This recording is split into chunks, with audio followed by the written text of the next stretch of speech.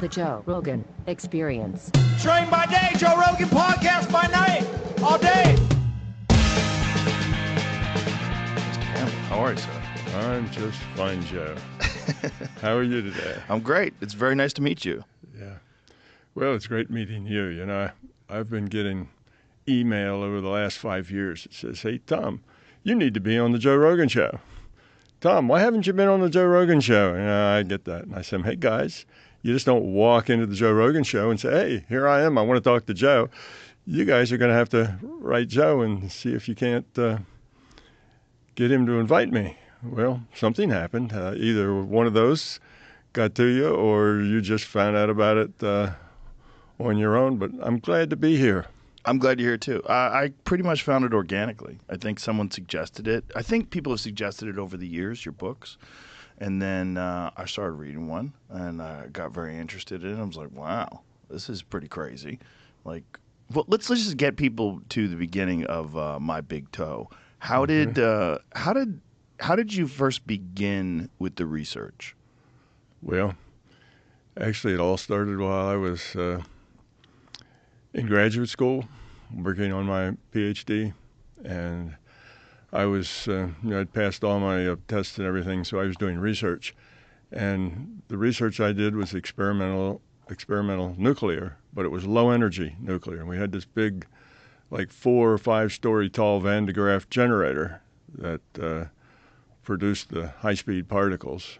Now that's different from the high-energy particle, which is hugely expensive, and you wait in line for long times to get on one of those accelerators. But this was owned by the university. And when that machine was working, you took data. And if you were awake for 3 days in a row taking data, well, that was just one of the prices you paid. Because if you stopped, I got to go to bed, there's a good chance that the machine would break and it wouldn't be working when you got back. So if it was working, you stayed with it. And I saw this ad on the door that said, learn how to meditate, and it had a bullet point, and then one of them jumped out at me and said, you can get by with less sleep. I said, I need that. So I went and took my banana and paid $25, a special student price, and learned how to meditate. And it turned out it was a natural for me. Very first time I tried, I thought I had been sitting there for maybe 10, 15 minutes, got up when somebody tapped me and said, it's time to go. And I thought, only just started. And it turned out I'd been there like an hour and a half. And it's like, I just lost part of my life. This is amazing. And from then on, every time I meditated, it was sort of like that. I would get deep in it instantly and have a lot of interesting things going on. And one day I was sitting there in a meditation, and then I started thinking about the software I was writing. And back in those days those days are in like the middle to late 60s. In those days, the computer was one computer for a whole university, and it took up probably 10,000 square feet, and it was probably about 1/100th as powerful as the one that's in your cell phone. And there were no debug programs. There was nothing. You put in, you run, and they send it back with a message that says it bombed. That's all the output you got. Maybe you get part of a printout if it got to some of your print statements. So that was back in the old days when working with a computer was a lot more problematic than it is then. So I was just thinking about it. I had had some things bomb and didn't know why, and I was searching through my card deck, if you can think back that far when computers were fed by punch cards. And it was really hard to debug because, some of the problems weren't even real problems with your code, but the hole was a little off center. The card punches were all mechanical things, and they wore out. And, they had cams and gears and stuff, and they could punch off a little off center, and the machine would throw it out. And all you'd get is a message that says your job didn't run, it bombed. So I started thinking about it, and when I did, I saw in my mind, I saw this roll just like it's coming off a roll, and there was my programs coming down there. And then I saw one that was red. Most of them were black on white, like you'd expect. It's like looking at a printout. And it would go through my card deck, and I'd see one with red, and I'd stop it. And I'd look at it and noted it. And then I'd find the next one. I found like 3 or 4 of them. And then next time I got back in the lab, I looked at those cards and I found errors on them. And I said, holy shit, what's going on? Now, I'm a young 26-year-old physicist, and in my mind, reality is created. Reality can be defined in an operational state. If you can operate on it, if you can do something with it, if you can interact with it, then it's real. If you can't, it's not. And that's, of course, a materialist viewpoint, that material stuff is real.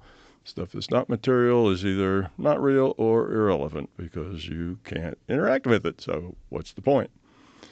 So when I got that startled me, and I started to play with it more. And I found some errors that indeed were card punch errors. And I thought, that's not even errors in code. How do I know that card has a punch error? Because it's very hard to tell. When you look at it, they all look fine. You can't tell something that's a 1/10 of a millimeter, out of line. But I realized, geez, there's a whole nother part of reality that has to do with consciousness that I don't know anything about. I'm a physicist. Physicists model reality. That's what they do. And here I was, right in my face. There's another part to reality that's consciousness-centered. So that's really where it all started. And then some years later, I left graduate school. I take a job. My boss tosses me a book called Journeys Out of the Body by Bob Monroe. He said, hey, we found first he said, read the book. Tell me what you think. So I read the book, and I said, is the guy making it up, to sell books? Or is it real? If it's real, wow, because I'd had this other experience, and I knew things of the mind could be, were real. This episode is brought to you by Visible. You know how most wireless plans feel like they're designed to confuse you with like hidden fees, weird subcharges, family plans you don't even want? Not with Visible. On the Visible plan, it's one line of unlimited 5G data for just $25 a month. Flat rate, no surprises, powered by Verizon's network, so you know it's solid. And here's the kicker, they're all digital. You can manage your plan in the app or online, meaning no stores, no pushy salespeople, just you and your phone. And right now, Visible's got an insane deal. Use promo code Rogan by January 31st, and you will get the Visible plan for just $20 a month for 25 months. That's $5 off every month for over 2 years. So go to visible.com/Rogan and check it out. It's wireless made simple. Terms apply. See their website for the details. Can I bring you back to that experience? Yeah. So you're meditating, and in meditation, you saw errors in the code. Yes. That you couldn't see physically with your eyes. Right. And you had been working on this for how long at this point? Oh, I was probably in year 3 or 4. So you're in graduate school. Deeply engrossed in this work. Yes. This is occupying your mind Exactly. all day long. And some other area of consciousness had perceived errors that were indiscernible to you, through your eyes. Yes, the things that when you look at when you're looking for errors and you have to look through one card at a time through 2,000 cards, it's tedious and it's long. So I'm sitting there, and in my mind I'm thinking, oh man, my job bombed. What is it? What card is it? What's the problem? So I put that, I didn't intend to, but just thinking about it, I put that intent out there. Mm-hmm. And when I put that intent out there, I started seeing my lines of code. And it's like, what's that? Oh, I recognize that. That's my code. And was it all accurate? Like, did you see anything that wasn't incorrect? No, it was always accurate. Mm-hmm. And that was like hitting a hard-headed physicist with a sledgehammer. It was always accurate. Matter of fact, I got so good at it, people were asking me, Tom, could you look at my code and help me debug it? Because I was doing much better than the average guy. Was that working with other people's code as well, things that you weren't familiar with? I didn't try that. I always said, no, because I had no idea. Right, you were working with magic. I was working working exactly. Yeah, I didn't want to do that. I didn't want to break the spell, like What you was say. the attitude around the other scientists when you were describing these experiences that you were having? I didn't describe those experiences I was having. When you're a physicist, you don't tell people things like that. It's impossible. And Right. everybody knows it's impossible, so you don't go around talking about things that are impossible happening to you, because that's not Right. that's not good. So I kept it to Not good myself. for business. No, not good for business. So when other people say, "Well, can you help me?" I go, I really don't have time to help you, because I wasn't going to tell them what was going on. That was So what did you tell them? Like, did you come up with some sort of an excuse, or how you Nope. were able to do this? No, I wasn't really in a group. Each person's doing their own research in their Right. own way at their own time, writing their own software, writing their own programs. And so it's an individual thing. I didn't really interact with it. And you know how it is when something happens and you have no idea why or how? You don't want to break it. Right. You don't Right, want to right, right. mess with it. You don't want to Yeah. jinx it. Right. You don't want to do anything that makes it go away, because this was the most valuable tool that I'd ever run across. And I could just do it in my mind. And that got me wondering. And like I say, I thought, well, there's another whole bunch of reality that's out there. And I didn't even know it was there. But I want to learn about it. I'm a physicist. I want to model reality. And I've been living in a subset of reality. There's more. And that stuck in my mind. So when I got this job and they mentioned Bob Monroe, I never heard of him. But I read the book. But I was thinking, wow, now that's interesting, because at that point I knew the mind could do some very unusual things. And I was lucky that they found out that he was only about 45-minute drive from where I was working. And we all got in a car one day and went out to see Bob Monroe. And my point was, is this guy nuts or what? Right. Is he making money by telling stories, or is he real? I found out he was real. He was a very open kind of guy. Matter of fact, he reminded me of engineers that I've been working with. Matter of fact, all, left brain, logical process. Had no idea how it worked or what was going on with him. It just happened to him. And how did Bob come across this? Bob experienced it just, I guess in a way, sort of like I did. It just happened. He didn't try it. He wasn't going for that. He wasn't interested in psychic phenomena. It wasn't anything like that. It just happened to him, and it terrified him.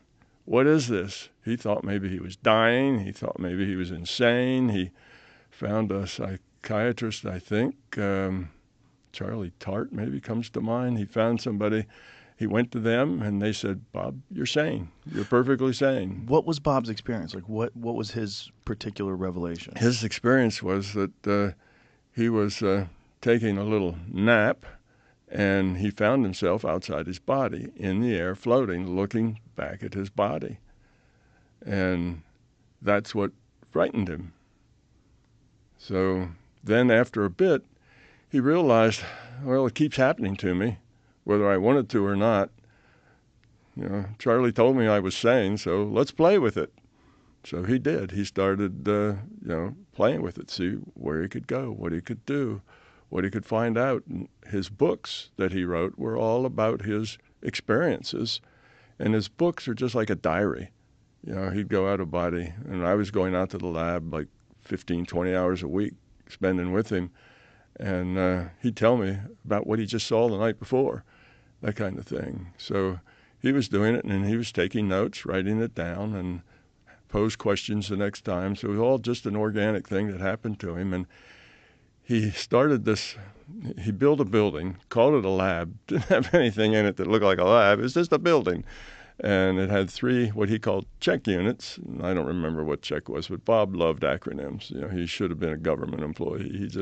He loved acronyms. And he had these check units, and they were all isolated. One of them was electromagnetically isolated, a Faraday cage. And the other were just acoustically isolated. So you could go in one room and shout, and nobody would really hear you. They might hear a little bit of a peep. So anyway, he had this lab, and he was sort of like the, build it and they will come. Mm-hmm. He built it, and he was, in his mind, some scientists would come and study consciousness because Bob wanted some science to explain to him, what this was and how it was working. He knew there was some mechanism involved. It wasn't just random stuff going on. There was some mechanism for some purpose, and he wanted to find out why. He didn't like being the weird guy, the crazy guy who had these weird things. He wanted it to be science. He wanted to understand it. So I was out there, and he looked at the whole group. I was there with about, 12 people or so, and he looked at me and says, "You guys are all technical. You're all scientists and engineers. I've got this lab. Anyone want to work with me?" My hand shot up in the air right away. And somebody else that was there too, Dennis Menerick, his hand shot up too. Both of us had just gotten out of school. And, that's what you do when somebody asks you a question, your hand goes up, So there I was, a student still sticking my hand up in the air. And he said, "Okay, a couple of weeks from now, come out to the lab," and so on. So that's what it got started. So Bob's initial experience was completely organic, right? He was just taking a nap. It wasn't something he was searching for. No, just happened to him. And then did he develop a protocol to get back to that state? Did he try different methods? He did. He played with it, and I don't know that he tried many different methods. He very quickly came to the metaphor of, I just roll out. Roll out. Roll out. He would be lying there in his body, and he would feel a pulsation state. And he measured it as best he could, and he said it was around 4 hertz, four beats a second. And he'd feel this as he'd feel his body pulsating. He'd feel his mind, kind of pulsating. And when he got that pulsation state, he would just roll out, and he'd find himself out of body. And he wrote that in his books, and now there's 500,000 people lying in their beds, going like this, trying to roll out. But that was Bob's metaphor for his process. Right. And there's all sorts of processes, but all these processes are just nothing but tools. There isn't any process. Everything that's going on is going on in here. It doesn't have anything to do with whether you roll out or climb up a rope or do anything else. That's a tool that you use to try to get your mind in the place it needs to be. It's not really a tool that is fundamental or that works. What would you describe it as? What are you trying to access? When you're doing this and when you're trying to achieve this state, consciously, what are you thinking? What you're trying to access is what Bob called, you are asleep but wide awake. Asleep and awake at the same time. So your body goes to sleep, but your mind remains awake. And you are no longer co-located with your body. You're somewhere else. So that's the state. Whatever you is. Whatever you is, right. Now, Yeah. Now, he coined the word out of body. Before that, it was called astral projection and a couple of other terms. But he coined the word out of body, and that's unfortunate because it makes people think that you are somehow inside your body, the soul or there's lots of different names for it, and that somehow comes out of your body and then goes experienced, but that's not the process at all. That's not what's going on. But What is the process? The process is entirely consciousness, and what happens is you just shift your mind to a different data stream.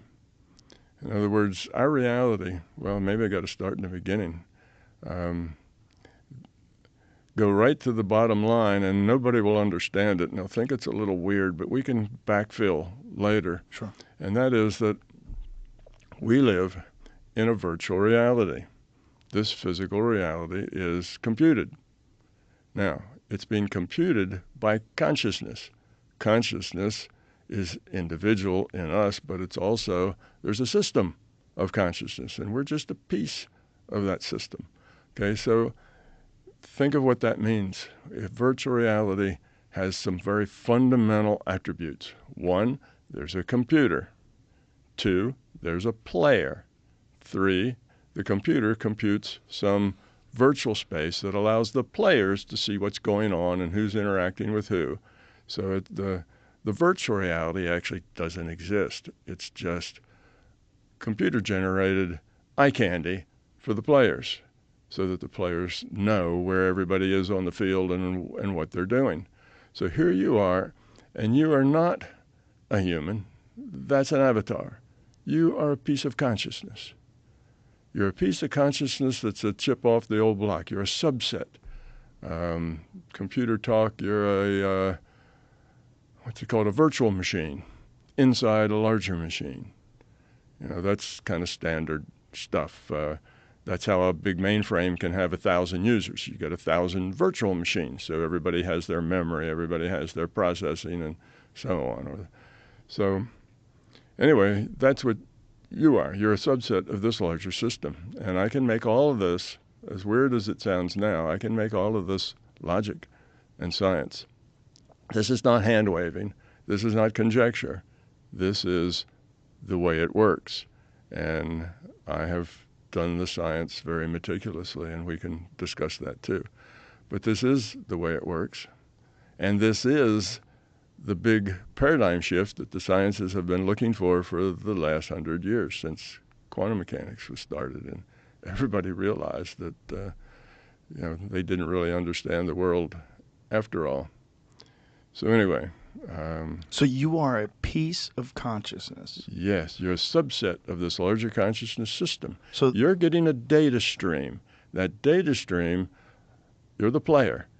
The data stream defines your reality. Just like if you're playing World of Warcraft, you get a data stream. That data stream is displayed as 1 million pixels on your screen, and you look at those pixels and you see rivers and streams and people and houses, and you turn that data into physical reality.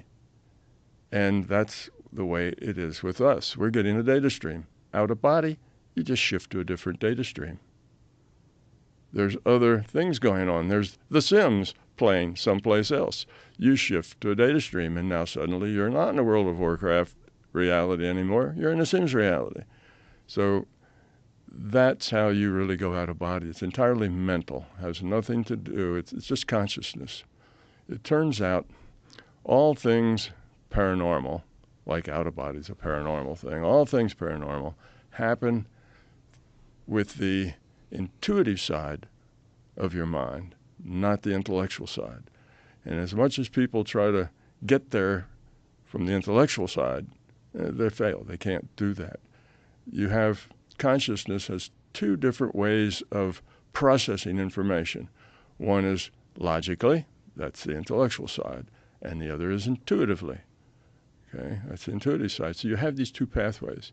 Now in our culture, we work on that intellectual side, that logic side, and we hone that. We start learning things in kindergarten and up, and we learn that, and we hone it. We get good at it. We go to school. We go to graduate school. The intuitive side, science tells you it doesn't even exist. We don't work at it. But if you do work at it, if you put serious energy over a serious amount of time into that intuitive side, you find out that it's just as reliable, just as accurate as the intellectual side, except there's a big difference between them. On the intellectual side, you've got logic, but logic needs data. If you're going to use deductive logic, you've got to have data to plug in order to see what's logical. And most of the time, we don't have the data. The questions and the things we want to know that are really important, like should I marry Sally or should I marry Sue? There's no data that you can put in to come to a logical conclusion.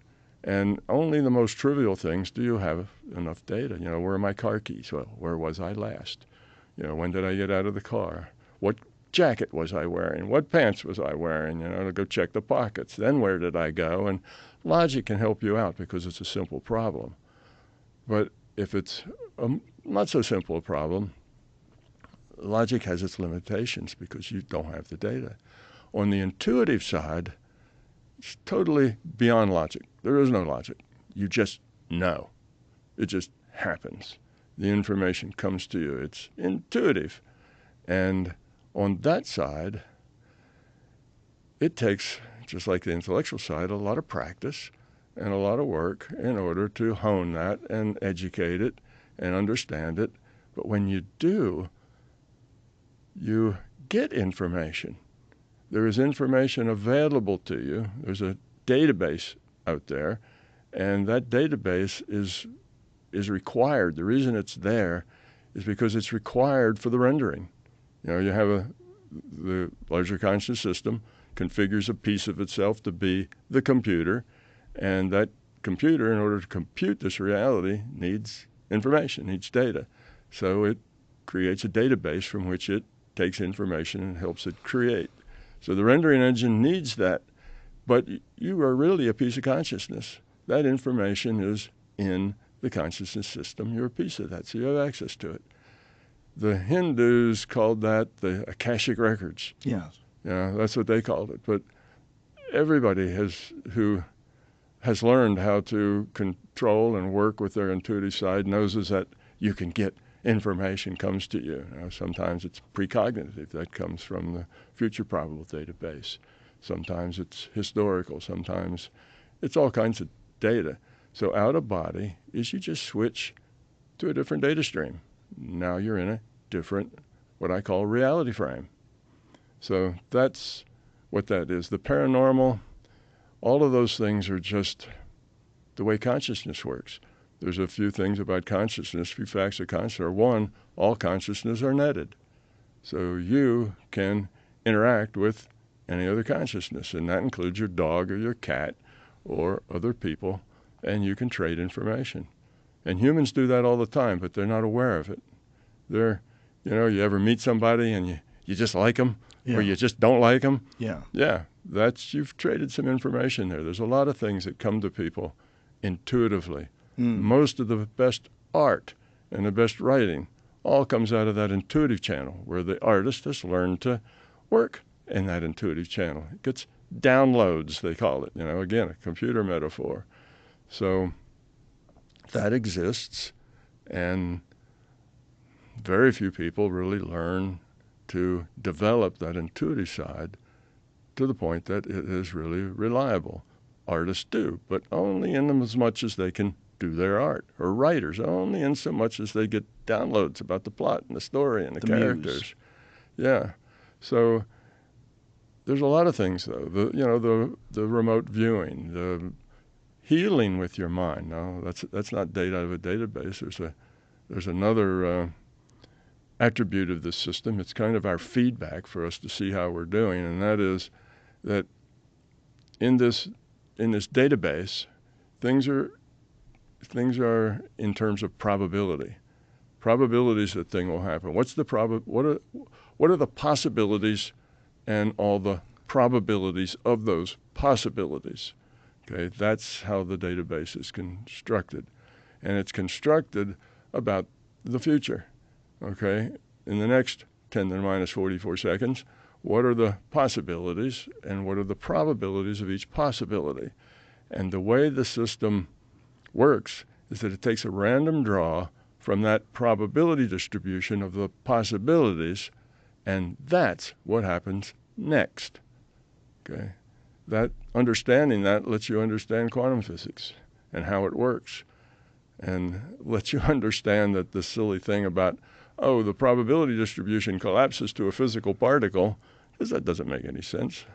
Probability distribution is mathematics. It's running in a computer someplace. How does mathematics running in a computer collapse to a physical particle? It makes no sense. That's not what's happening at all. What's happening is that reality is created by these when I say a random draw, it's not a random draw from the possibilities, but from the probability distribution of the possibilities.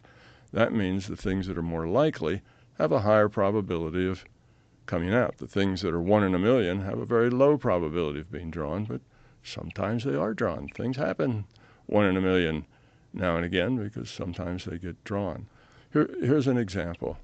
A scientist gets a better telescope, and he's going to look into a piece of space farther out. Nobody's ever looked into that space before, so nobody knows what's there. So it's an unknown. Okay? So now humans do what we call in science take a measurement. So he's got this new device. He looks up at this piece of sky with his telescope, and that's taking the measurement. When he takes the measurement, a random draw is taken from the probability distribution of all the possibilities. Okay, now there's lots of possibilities what might be in outer space. It could be one of, say, 1,000 things. But one, there's a constraint. It can't be something that doesn't fit. It can't be something that's cockeyed with what we already know. It has to kind of fit into historical background. So that's one constraint. But all the things that would fit in are still a large number. So then the random draw is taken. That's what he sees. That's the picture he gets. That's what's in his data stream that's defining his reality. Okay, now he stops. He says, great, took that picture. It's wonderful. I'm going to publish that. Okay, now when he does, that's known now, and anybody else who can look there will see the same thing. That's become part of our virtual reality. It's come into the virtual reality because that's how things come here. And a simpler metaphor or a simpler explanation would be you dig a hole. You go to your backyard with a shovel and you dig a hole. What's going to be in there? Well, you live near the Gulf Coast, could be a gold doubloon. You might get a dinosaur bone. You might get a rock. You might get dirt or roots. And you dig that dirt. Nobody knows what's in it. Random draw, probability distribution. That's what's in the dirt. Well, the highest probability is just going to be dirt and rocks and roots. But there's some probability, maybe 1 in 100,000 or 1 in a million or 1 in 10 million, that it's that gold doubloon if you're down near the Gulf Coast, where the Spaniards spent a lot of time exploring. So if that happens to come out of that random draw, then there's the gold doubloon there. So you see, our reality is not what people think. And I got there through a very circuitous path. I got there through understanding and learning and doing research in consciousness, basically paranormal things, and did research in the non-physical. I get out of body and I do things, paranormal things that had evidence, like remote viewing has evidence. You either got it right or you get it wrong. And I would then change a variable and do it again, change a variable and do it again. And I could get back in the same state very precisely because I'd done it hundreds of times. And eventually, by varying one variable at a time, I figured out how it worked and why it worked. And there are a few things that are key to it. Like one is that consciousness is what's fundamental. That's the fundamental thing, is consciousness. Everything else is a subset of that. Everything else is derived from that. Now, that idea goes all the way back to Plato with his analogy of people in a cave, and all they were aware of was the shadows on the wall. You're probably familiar with that. Mm-hmm. Everybody is. And those people were called idealists. Idealists believe that the physical world isn't really the fundamental thing. There's something behind that, something invisible, something we can't see, that we're not aware of.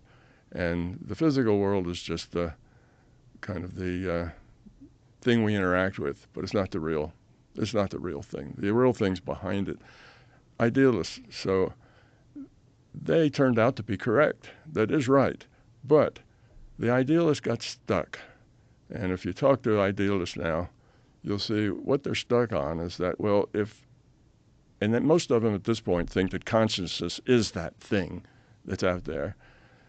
And you say, well, if consciousness is fundamental, then you need to be able to derive physics from it. So can you do that? And they say, well, no, they can't. But I can, and I did. I can derive physics. I can derive quantum physics. So I know how quantum physics works, and it's not weird science at all. It's a logical science, just like all the rest of the branches of science. Once you understand it, all those mysteries just fall out. Fitness isn't just about what you do in the gym, it's also about your nutrition. But even with the best diet, some nutrients can be hard to get, and AG1 can help fill those gaps. AG1 delivers optimal amounts of nutrients in forms that help your body perform. AG1 makes foundational nutrition easy because there aren't a million different pills and capsules you have to keep track of. It's just one scoop mixed in water. It's such an easy routine to keep in the mornings. Ingredients in AG1 are selected for absorption, nutrient density, and potency, and are intentionally picked to work in sync with the whole formula for optimal impact. They are seriously committed to quality. AG1 is tested for hundreds of contaminants and impurities, and they're constantly reformulating their recipe to dial it in. This is all part of why I've partnered with AG1 for years. So get started with AG1 this holiday season and get a free bottle of vitamin D3, K2, and 5 free AG1 travel packs with your first purchase at drinkag1.com/Joe Rogan. That's a $76 value gift for free if you go to drinkag1.com/Joe Rogan. Seriously, get on this. I'd like to get back to that, but I want to talk to you about intuition. Okay. Intuition is something that some people struggle with. Have you determined any psychological barriers that exist that might be a part of some people's personality or some people's way of viewing the world that inhibits them from correctly interpreting intuition? Absolutely. There's a lot of things that inhibit using the intuitive data stream. The data stream is available to everybody. Everybody can develop it. But why are some people like yourself like instantaneously almost successful with it, whereas other people their whole life they struggle? I was well, I hate to say this because it sounds kind of tooting my own horn, but go ahead. I was I came here for a purpose, okay, and learning and saying these things, saying the things I'm saying, offering up this information is one of those purposes. So you mean you came here into this existence? I came here into this existence for that purpose. So I'd been around a few times, and the last couple of my lifetimes I was preparing for this assignment, and then when it came, that's why when I sat down and meditated for the first time, I was gone. So you think you've had many lives where you've been on this path? Now, yes, and I'll get back to the question of what those problems are, but yes, and I don't come to that sense, I call it experience packets, because I don't like to use words that are attached to religion. I don't call it incarnation. It's an experience packet. Anyway, I don't come to that conclusion because it sounded good or I liked it or the Buddha agreed with it. I come to that conclusion because I have this logical, scientific model of reality, and that you live multiple lives is a logical piece of that. How so? Well, it goes back to the purpose of why we're here. So we're kind of jumping around a lot, but maybe we'll get it all pulled together. There is a purpose, why we're here, why there's individuated units of consciousness has a purpose. All of this has to have happened that way. This model of reality that I have is a logical model, and it's not a logical model in the sense that these things could happen, but these things must happen. You can reduce the logic down. There's only one path that really works. And that path leads us to be here for a purpose and a reason, and that requires us to, where was I going with that? That requires us to make choices, and those choices depend whether or not we and the system evolves or de-evolves. It's a part of this larger process of how things work. Okay. What was that past question? Well, we started off with intuition. What are the psychological barriers that keep people from recognizing intuition correctly? Right. Yeah. Well, we pop to something else. But let's talk about that. Let's go back to that. Okay. One of the main things in our culture, now I say our culture, because there's other cultures that don't have as many barriers to intuitive connections. Our culture values the intellect. above all things. If you want to be successful in the world, you need to learn to hone that intellect. You need to speak properly. You need to understand things. You need to read books. You need to learn. Now, whether you do that in a school or whether you do that on your own doesn't matter, but you need to learn. We value it. We don't really understand or therefore value the intuitive side very much right now. That means we're out of balance. We've got these two different ways of processing, and our intellectual side is developed. Our intuitive side was probably better when we were 2 years old than it is now. Okay, so it's atrophied. It's just sitting there basically unused. Now, this unbalance causes that intellectual side to be dominant, actually kind of plays the role of the bully. It's dominant.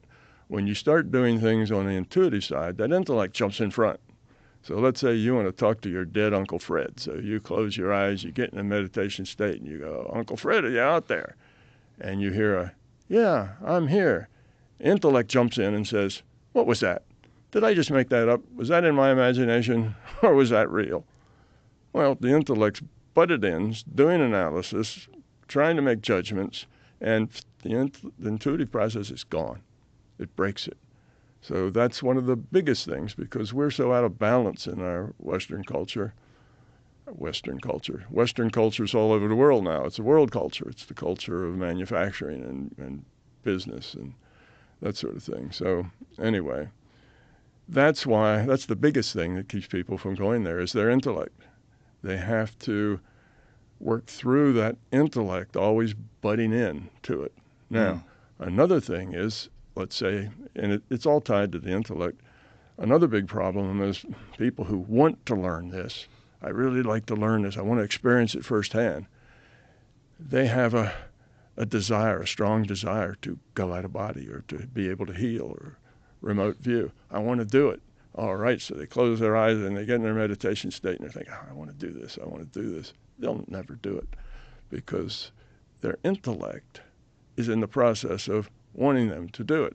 It's a need they have. So if you try too hard, you prohibit it. If you really want to do it to a point that it's important to you, you inhibit it. The people who are most successful are the people who come in and, I don't know, could be true, could be false. I'll just go through the motions and see what happens. They're relaxed, they're open, and like this one I teach all these things, and I have a course you can get on my website that'll explain to you how to go out of body and how to do all these things, how to heal with your mind, how it works, why it works, what you can do, what the problems are.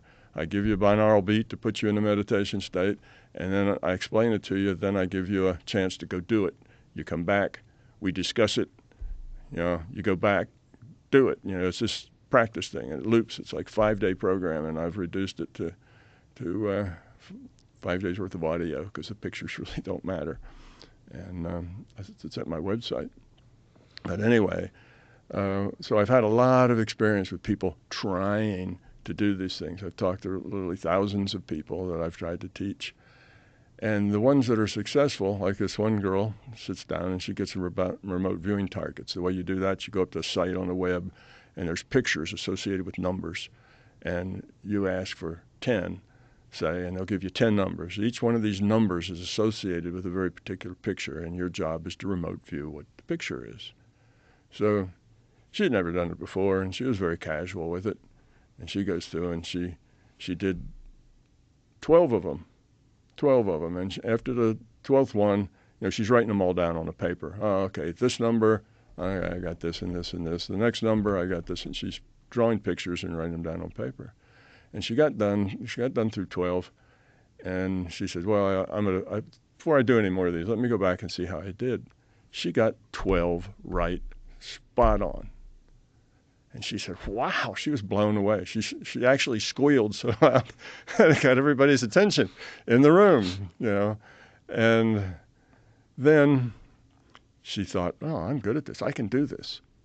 The next 5, wrong.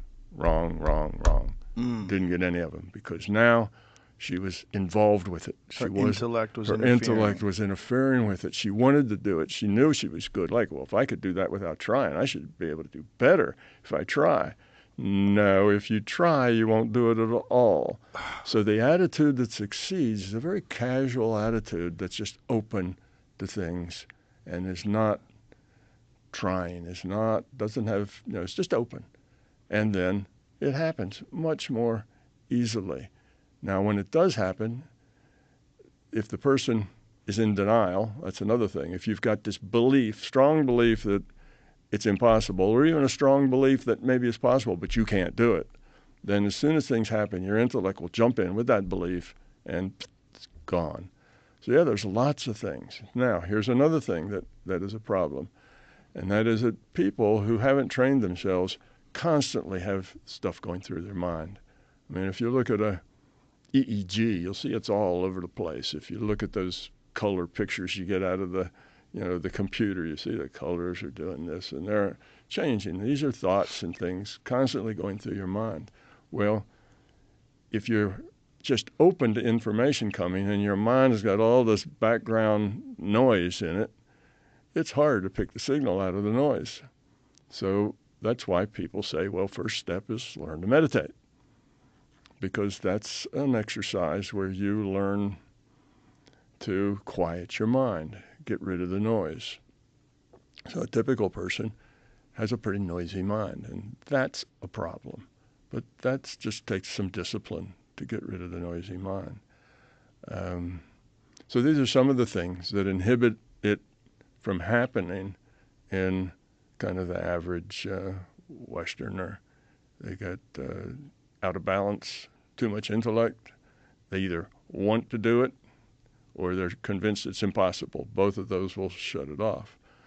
They What is happening? What is happening when you want to do it that's interfering? What is happening with the intellect when the intellect interferes? Like, what is disturbing or disrupting the signal? It's like the intellect is up on the edge of its chair, looking, watching, ready.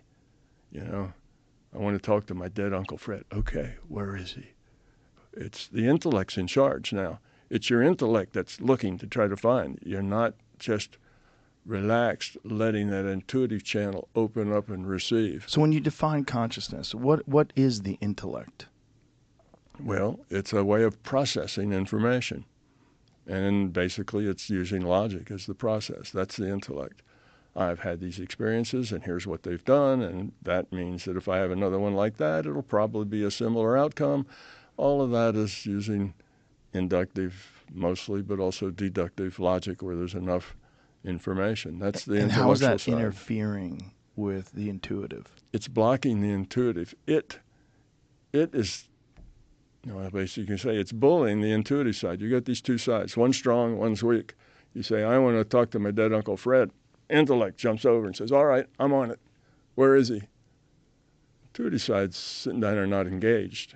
The intellect is in charge, running the program. It's the one looking, but it can't ever find anything. Right. And if you are a piece of consciousness, you're a piece of a collective consciousness. Mm-hmm. Like, what is the logical? Like, what is the intellect? Like, what is the purpose that's serving? Oh, well, the purpose that the intellect is serving is that it's part of our choice-making process. We make choices. And I have to go back to the very beginning because we're walking in through this kind of backwards. So we're here to evolve the quality of our consciousness. Okay, the consciousness system is a real system, and it's evolving. It doesn't want to de-evolve. Maybe I should start there and kind of work up to where we are now, and then a lot of questions will be answered. They'll fall out. All right, so let's start at the beginning, and there's two strands here that I want to do together. One of them is think of a system, and that is an information system. Okay, just general words, just an information system. And let's say in this information system, all the bits are random. Okay, no information. Random bits defines no information. So what this if this information system is actually going to evolve, it has to order some of those bits. So it orders those bits in a particular way, and the ordering isn't so important as it is that once it has an order that is of certain form, it can then make that stand for a number or a letter or something else. A buffalo, it can make, here's this ordering, and I will give it a meaning. Okay, so it can do that. Now, as soon as it does that, it orders those bits. It now has information. Okay, so what an information system does is it evolves, becomes greater, evolves by lowering its entropy. Ordering things lowers entropy. Okay? Entropy is a measure of disorder. So all the bits random is the highest entropy that system can have. Order things, that entropy goes down a little bit. Okay, that's how that works. So if you have an aware information system, now this information system is conscious. It's aware, and it knows it has to order bits. That is its path of evolution. If it takes the bits and pulls them apart, now it's back to all random and it's dead. It's not an information system anymore. So it wants to evolve by creating more information.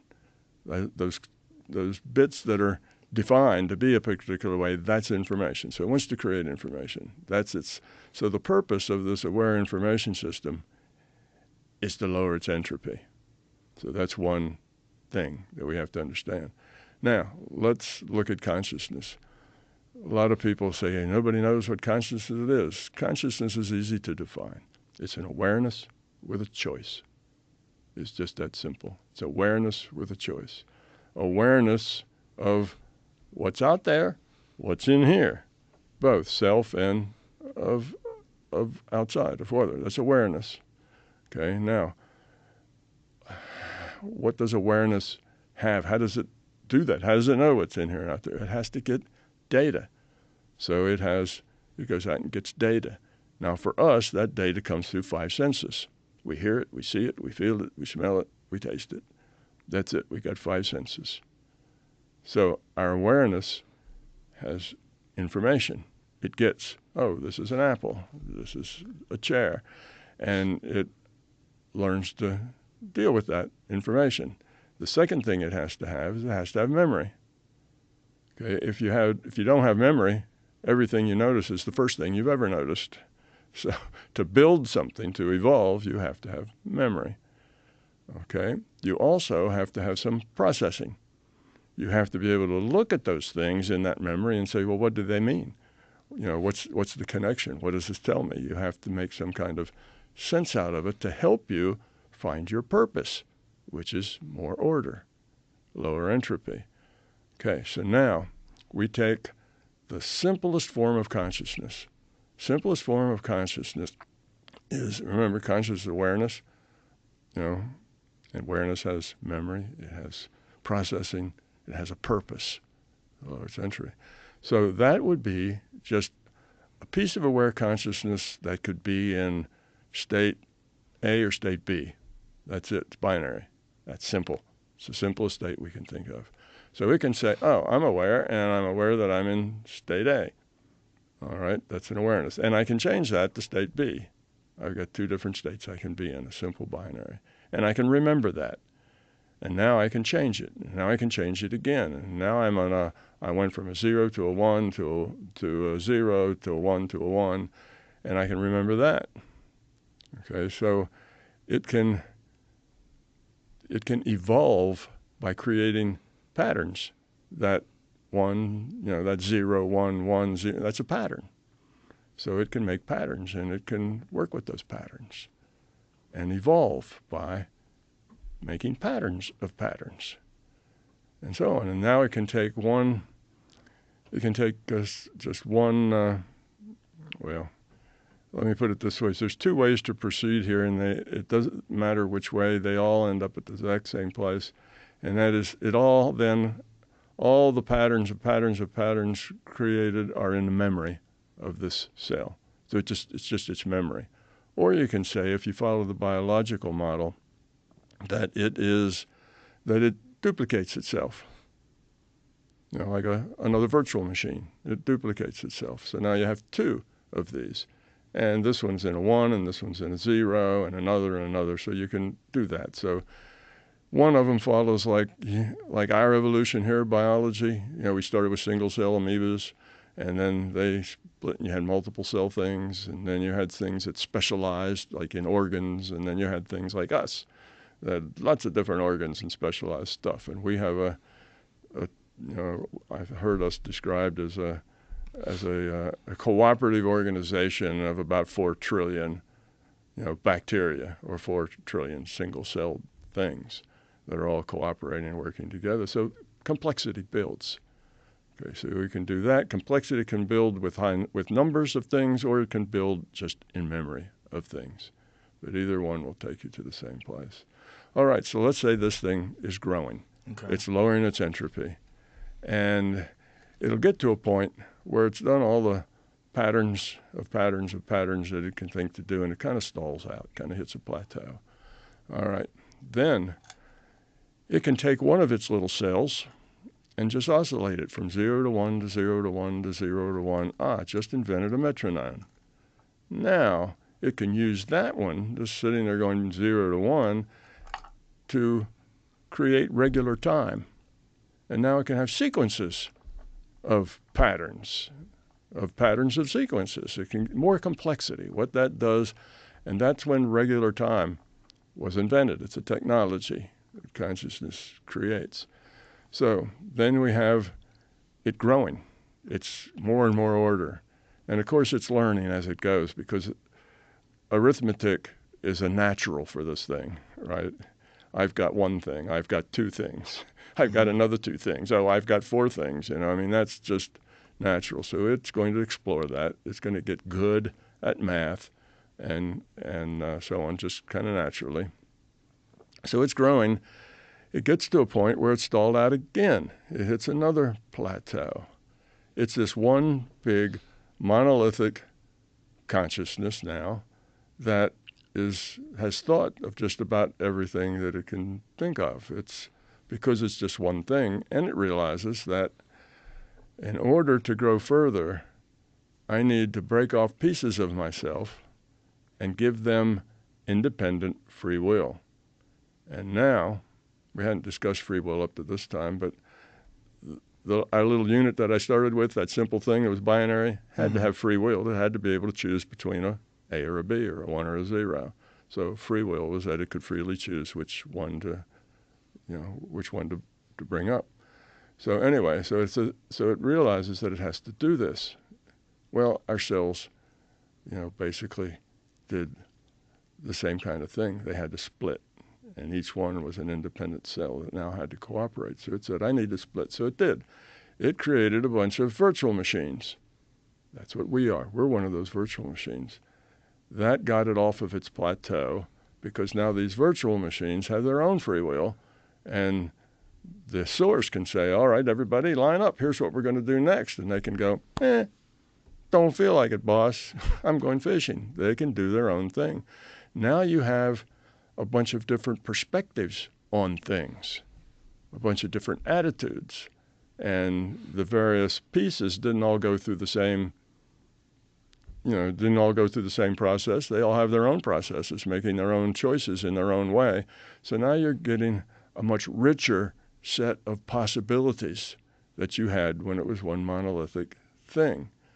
All right, now this whole set now, this whole thing is growing up with its subset pieces, is what I'm calling the larger consciousness system. And the first virtual reality, and a virtual reality is simply a rule set. It says, here's the rules. Everybody that obeys these rules, then they're part of this reality because they can share things. The first virtual reality was protocols for language, for talking.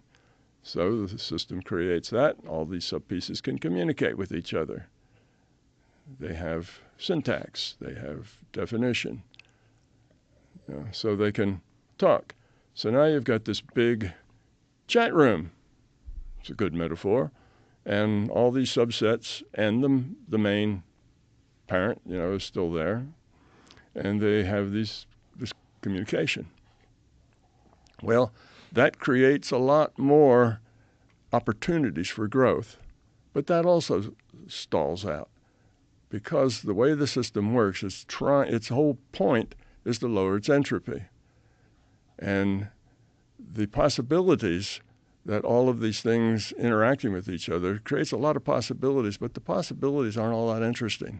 After a while, what do you do with 100,000 things in a big chat room? It kind of loses its novelty in a sense. So the system thinks, I need a different virtual reality. I need one in which the choices are more, you can learn from them better by lowering your entropy. You can learn from them better because the choices are meaningful. The choices are important. And so it decided it would create the second virtual reality. And to do that, it starts with a set of initial conditions and a rule set. That set of initial conditions is this really tight, tiny little ball of plasma under extremely high pressure, extremely high temperature. And the rule set is basically what we call science, physics, chemistry, biology. That's the rule set. So it comes up with this rule set, it hits the run button, and that ball of plasma expands. And there's gravity that's slowing it down, but it's expanding under the force, and things cool, and you create suns, and you've been through that Big Bang thing. But this is the same thing, except it's a big digital bang. It's just happening in a computer because the system needs a virtual reality. It doesn't want to program one because that comes out being stilted and dysfunctional. There's always going to be quirks that just got programmed in. It's not going to be really always self-consistent. So the only way to make it self-consistent is to let it evolve. So now you have the big digital bang. And it starts out, gets just a short way, and craps out, explodes, goes to hell.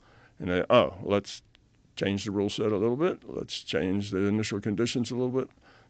Big digital bang, take two. And it gets a little further, and so on, until, big digital bang, 100,000. Oh, it's working pretty good. I'll just need to make one more little tweak and a little tweak. Now, what this says is that the system's going to tweak the system, rule set, and initial conditions until it gets something that serves its purpose. Well, it's got to, let's say it all fell apart. Well, we got to increase gravity a little bit, keep it together. Well, now it all sucked back into a spot. Well, we got to, anyway, it does this. And eventually it's got all the constants in a rule set working together to do something that works long enough that it can evolve something, an avatar, that makes the kind of choices that have a lot of substance to them. They're meaningful choices. Okay. Now that's where we've come to.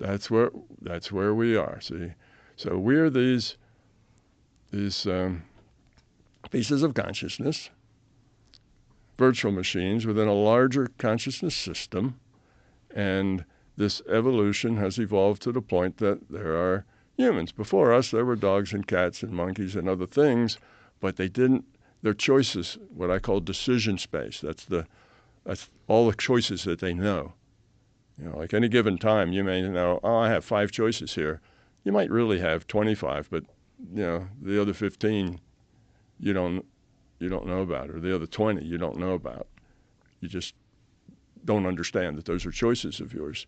So those choices that you know about, that defines your decision space. You can do one of 5 things. Okay, well, the other creatures had small decision spaces. So they kept with the evolution and even sometimes tinkered with it. We have things like this in computer science labs all over the planet in universities where they've taken initial conditions and rule sets and let them evolve because they're trying to come to some kind of understanding. And they always tinker with the results. They get so far along and something isn't what they want, so they go in and tweak it a little bit out there. Well, that explains a lot of things. Now, one thing it explains is the thing called the, let's see, what was that? The anthropic cosmology principle. cosmological principle. And what that says, and I have a little slide that I can show you that kind of where Sure. that comes from. If you're not sure of that, there's a. I just have to tell the guy what number it is. That anthropic. Jamie have it here? Is this up Yeah. on the screen? This is up number 7. Look at the screen. Yeah, that's it. He's got it. Okay, it was a book written by 2 physicists, and both of them mathematical physicists, theoretical physicists. And they wrote this book, and what it says is that there's 5 or 6 things that have to be just perfectly tuned to each other in this universe of ours for our universe to exist at all. If any one of them wasn't exactly as it is, the whole thing would be unstable. It never would have existed long enough to produce humans. It'd be unsuitable for humans. It may be a bunch of rocks, but there really wouldn't be any possibility of life. Okay, so in order to support life, all of these various things are tuned to one another. It's not only that each thing had to be very special, but it had to be tuned to all the other ones. They all had to work together in order to produce this. So when these scientists realized that, they wrote this book, and they called it the anthropic principle because they said it looks like this universe was designed just for us to make life be able to happen, because there's zillions of things that, of course, science says are all random. Everything happens, randomly. That it's virtually impossible that randomly all of these pieces could fit together so perfectly to make this a viable universe for life. So that's why they call it the anthropic. It looks like it was made, for people. And in fact, it was. And the question is, how would we get all of these things to happen and all be tuned to each other? Well, take 1, take 2, ... take 10,000. All of these were tuned in order to create the result, which was avatars that consciousness could attach themselves to. Now, And that's what we are. That's exactly what we are. Now, think of what that means, what a virtual reality is. Okay, we said virtual reality has a computer, has a player, has a virtual computation. Now, from the perspective of inside that virtual reality, from the perspective of the barbarian in World of Warcraft, the computer is non-physical. The computer can't be part of that virtual reality. It has to be, virtual reality doesn't compute itself. That computer has to be, as Fredkin said, Dr. Edward Fredkin, it has to be someplace other than here, someplace other than this reality. The player and the computer communicating to each other, so they have to be in the same reality frame. And indeed, the player has to also be non-physical from the viewpoint of the avatar. So if you're the barbarian and you're saying, gee, where did I come from? Well, the computer is non-physical and the player is non-physical. Now, what's the player? The player is the thing that tells the avatar what to do. If you don't have a player, the avatar just sits there and wobbles to make you think it's alive, but it actually doesn't do anything. So you want that barbarian to run away or fight or cast a spell or something, you have to tell it. You're the consciousness. So the player is the avatar's consciousness. All right, now that tells us all sorts of things. So here we are in a virtual reality.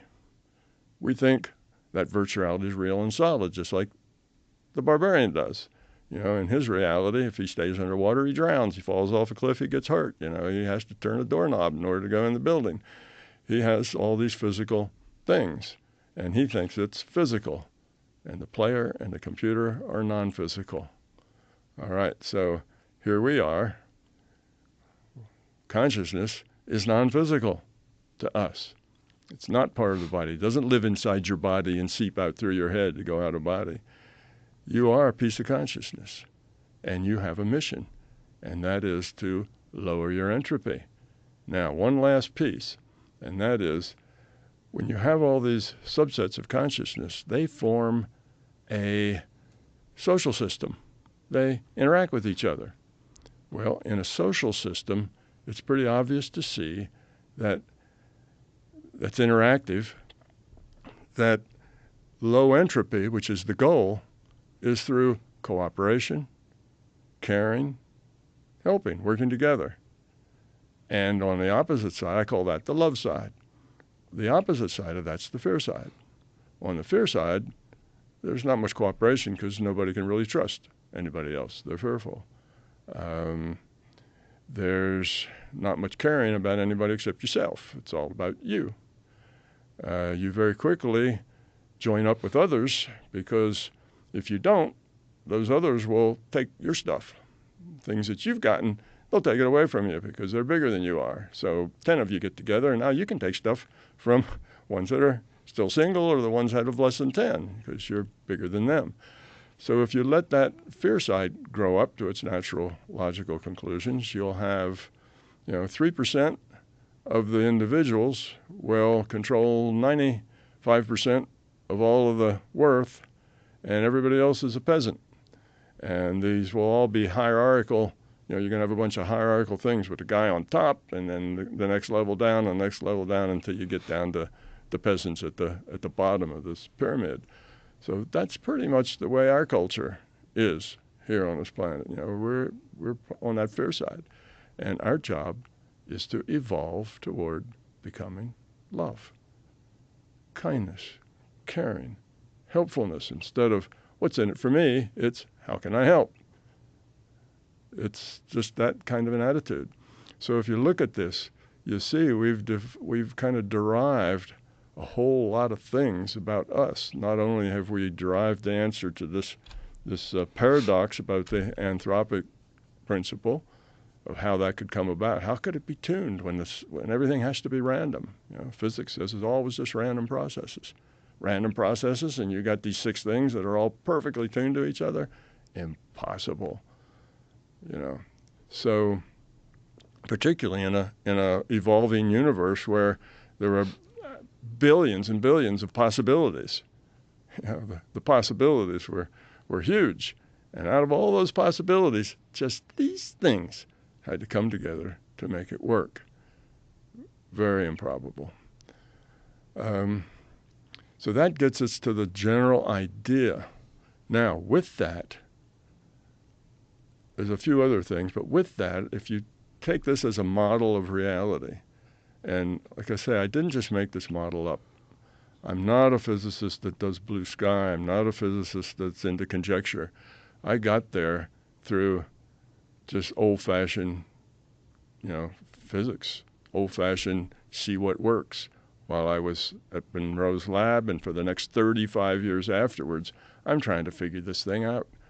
What I'm doing is I'm looking for facts about consciousness. One of those facts I find is that consciousness is fundamental. And I know that because I can do things in consciousness that affect the physical. But there's nothing I can do in the physical that actually changes consciousness. So the arrow of causality is from consciousness to the physical. And I repeated those kinds of experiments a lot until that became a fact for me. Now I understand that things that are a fact for me are not necessarily a fact for anybody else. Everybody else who hears this hears an opinion, not a fact. And that's as it should be. I tell people, if it's not your experience, then it can't be your truth. But there's no reason that you can't have the experience that gives you that truth. That's why I started teaching people how to do paranormal things, because they wanted to find those facts out for themselves. So, in any case... Have you ever had debates with people about this? People that are like rational, sort of believe in like the fundamental reality that most people accept? Sure.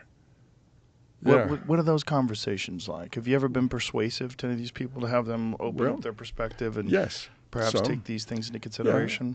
Yeah. The people, I published a paper in a peer-reviewed quantum physics journal about experiments that would help, just straightforward quantum experiments that would help provide evidence for this. And there's several experiments. I got one finished, and I've got several more yet to do. And on that paper, I've got a guy from Caltech, mathematics. I got a guy from JPL, physicist.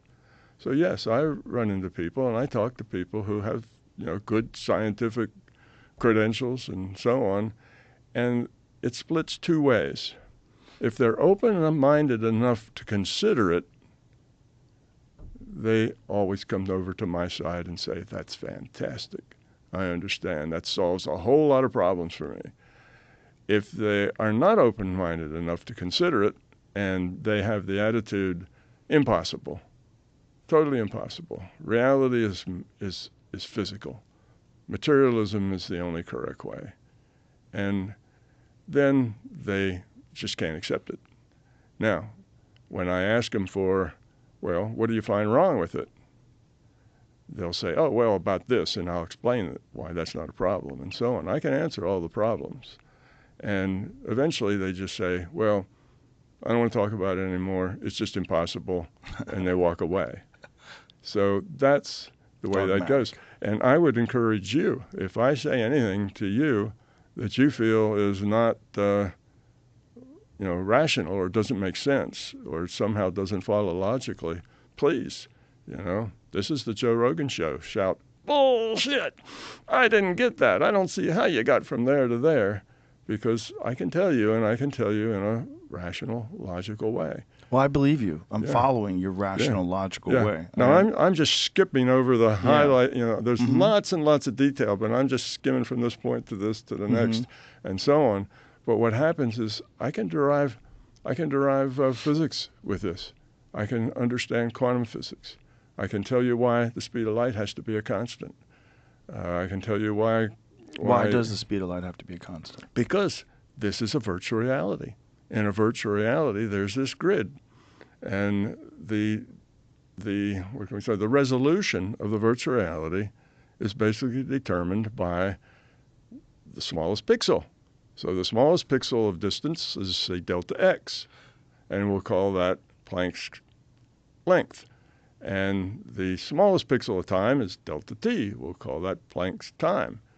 Now that's the grid work. That specifies, the number of pixels that you got in here, the density of the pixels. Now, you take delta x divided by delta t, you get the speed of light. What that says is as fast as you can move through space is 1 pixel of distance for every cycle of time. You can't go there. The only other way you could go would be to teleport.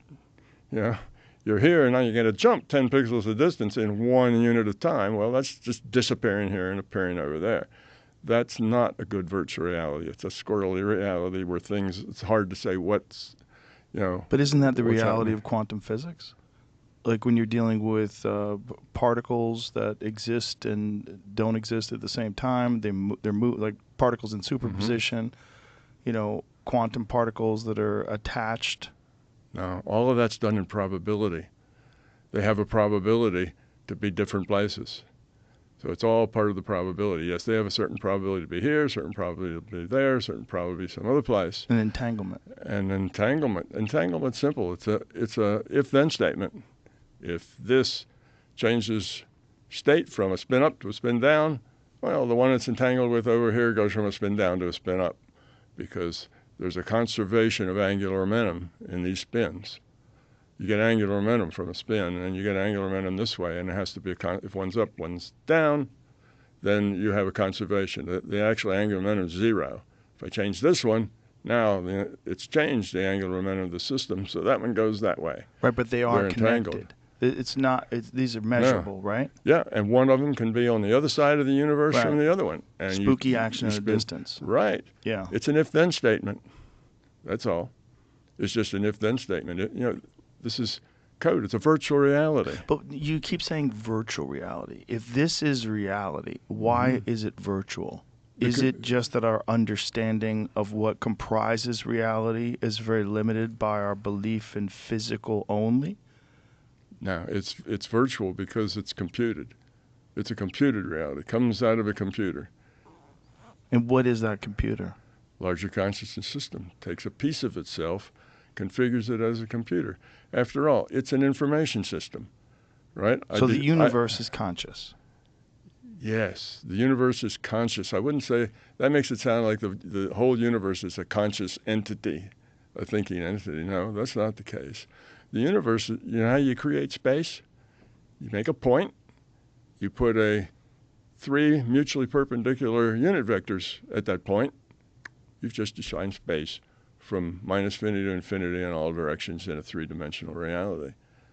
That's how you create space. It's just a computation. But space is actually a physical thing as well. I mean, we can send a rover to Mars and then Right. send photographs back from Mars. There's a physical thing Yeah, that's but out there that we're measuring. that's what virtual realities are. You can have a virtual reality where you have an Earth and a Mars, and you can spend a spaceship from the Earth to the Mars and investigate and all. That's not Okay, so inconsistent with let's get to virtual the core of reality. it. Like, what makes it virtual? If there is a physical thing that you can measure, What? how does it? Okay. How are you defining the entire thing as virtual? Okay. What makes World of Warcraft virtual? Same answer. Right, It's computed from inside of it. Mm-hmm. If you're inside that, you have the perspective of the avatar. It's physical. Mm-hmm. Everything's physical, but it's actually computed in a computer. That's what makes it virtual. It doesn't actually exist as a reality or as a place. Mm-hmm. You know, World of Warcraft isn't a little place someplace where barbarians and elves and things run around and fight with each other. It doesn't exist. It's just computations in a computer. It's a multiplayer game. And our reality, what we avatars, just like the barbarian, we look around and we say, this is physical. Mm-hmm. And it's got an Earth and it's got a Mars, and we can make rockets and we can go there if we're smart enough. And so could the barbarians if they grew up and got smart enough. So it's a physical reality. It feels like a physical reality. It seems like a physical reality if you are an avatar in that game. But now you have a player, the player of that barbarian who is the consciousness of that barbarian.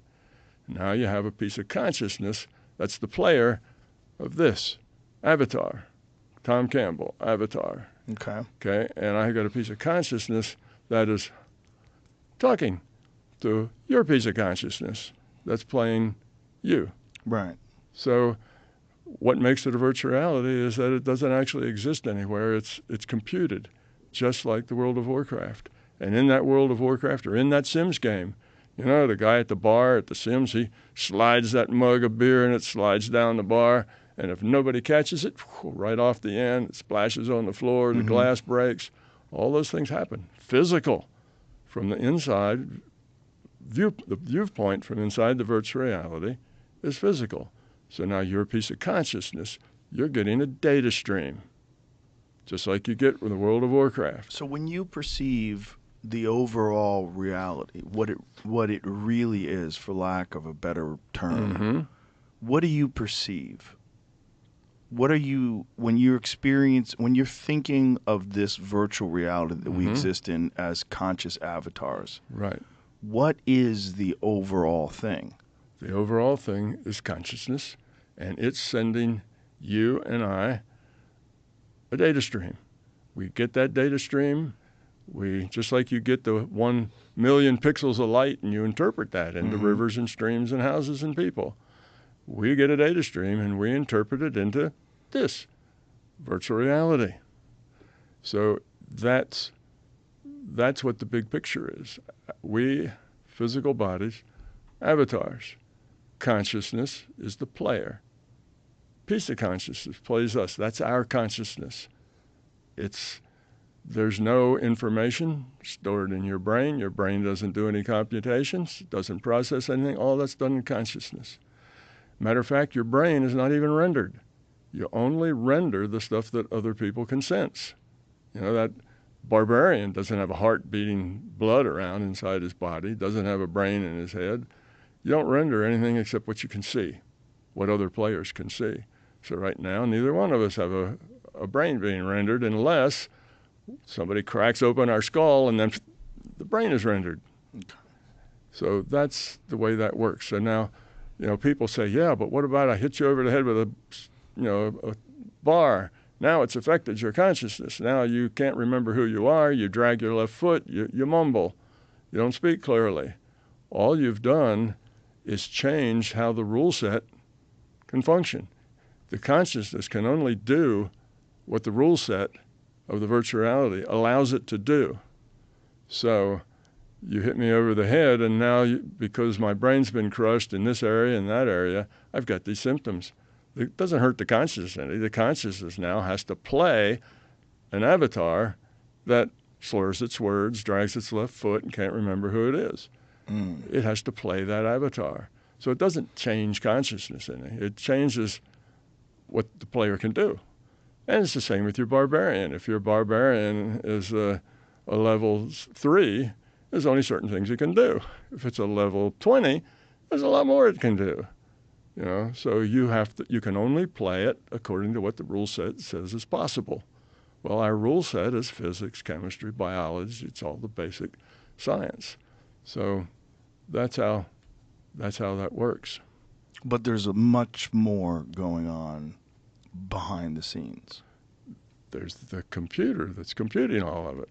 Now, in order for this computer to know what to render next, it has to have this database of everything that could possibly happen next and the probability of that thing happening. And it doesn't want to have to figure this all out on the fly because something happened down here, and now it has to figure out all those possibilities and things. So it creates a database of all the possibilities. And when I say all, not really all, there's a limit past which it doesn't matter. When the probability is 10 to the minus 20 or something, then it throws it out. It doesn't have to do that. It only takes, a subset of all the possibilities, but it's a big set. So it takes all those and says, all right, here's the possibilities, and here's the probabilities. Now, something happens. Somebody makes a measurement, digs a hole in their yard, looks up at a telescope, and it wants to know what to put in there. It takes a random draw from the probability distribution of the possibilities, and that's what goes in that hole. That's what they say. So now this opens up all kinds of interesting things about everything. For instance, you're interested in ETs, extraterrestrials. That's one interest of yours. Now, this tells you a whole new take on that. Now, again, I'm not talking about this is the way it has to be. I guess I should have said this. I'm talking about here's a model of reality, right? It's a model. Now, how do you judge a model? Well, the way you don't judge it is how close is it to what we already believe? That's a bad way to judge a model. Physics says the way you judge a model is how well does it function? How well does it work? Does it explain all the things we already know? Does it come up with new things that we don't know, which then we find out later are true? And the other two things are, does it have very few assumptions? More assumptions. Assumptions are just like wild cards. You have enough assumptions, you can prove anything. If your theory has 20 assumptions, well, you can have pink elephants, flying. That's one of my assumptions. It's all caused by pink elephants that fly. So you have to have very few assumptions, and it has to be simple and elegant because fundamental truths are all, that's Occam's razor, are all simple and elegant. Well, this model, once you understand it, it's simple and elegant. Everything. It is a theory of everything, and it really does that.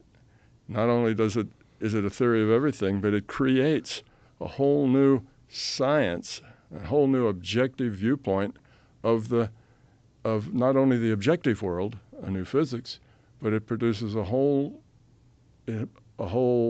another science of the science of the subjective.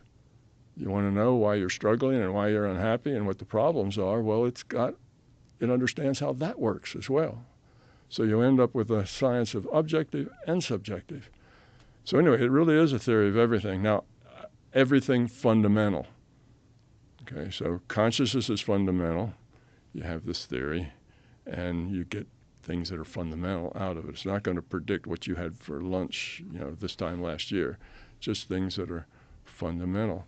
And one other point let me make is this model is a very good model because it has just one assumption: consciousness exists. It's the only assumption it has. Everything else I derive logically, deductively, ends up here.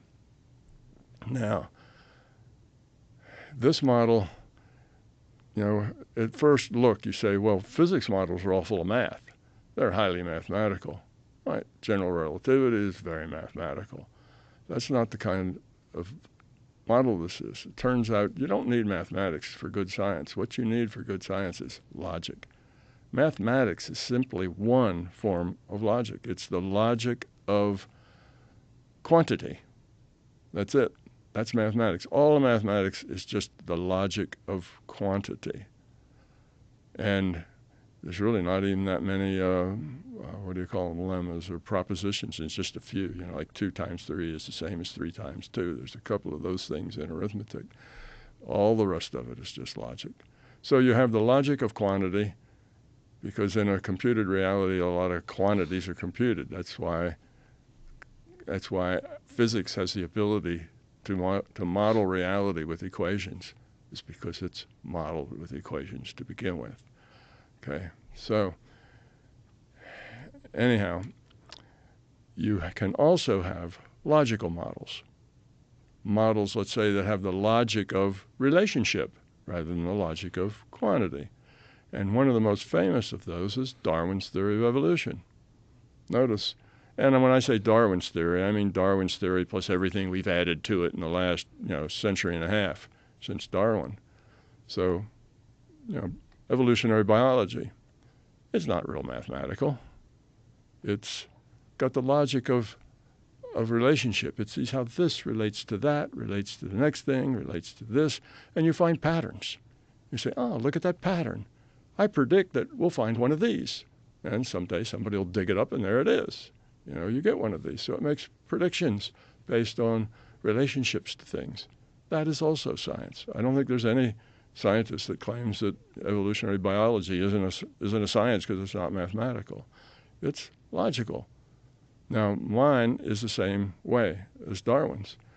I looked at a lot of things. I spent 35 years trying to piece this together and find out a set of understandings that would answer all the things that I knew as a physicist, the existing facts, and it would solve all the things I knew from spending many, many thousands of hours exploring consciousness from the inside in what you might call an out-of-body state. Exploring consciousness. How does it work? Exploring the paranormal. Why does it work that way? Why is it that sometimes you can do it and sometimes you can't? Why does that happen? Why is it in these conditions it works well and in those it doesn't? What does it have to do with diet? You eat things and you're not as good at it as you were before. What does that have to do with it? So it just takes a long time. That's about 35 years of constantly working on this before I got enough pieces that I put it all together. And the last big piece that I got was that, it's about information. It's all about information. That's the key. And of course, that's the key in quantum physics too. It's all about information.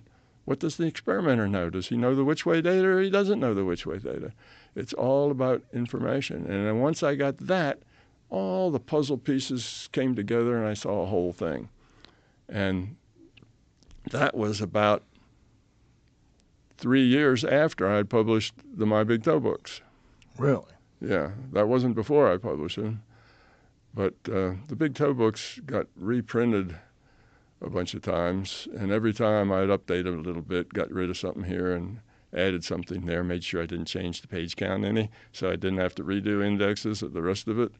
And I updated it, and the last update was 2015, so it's been about 10 years since the last update, and have hardly changed it since. It's pretty well complete the way it is now. But those books are mostly theory of consciousness. When you get done reading those books, you'll understand what consciousness is. Most of the physics, I've got the first ideas like how to solve, C's a constant and how quantum physics worked. I got those, like I say, maybe 3 years or so after I published the books.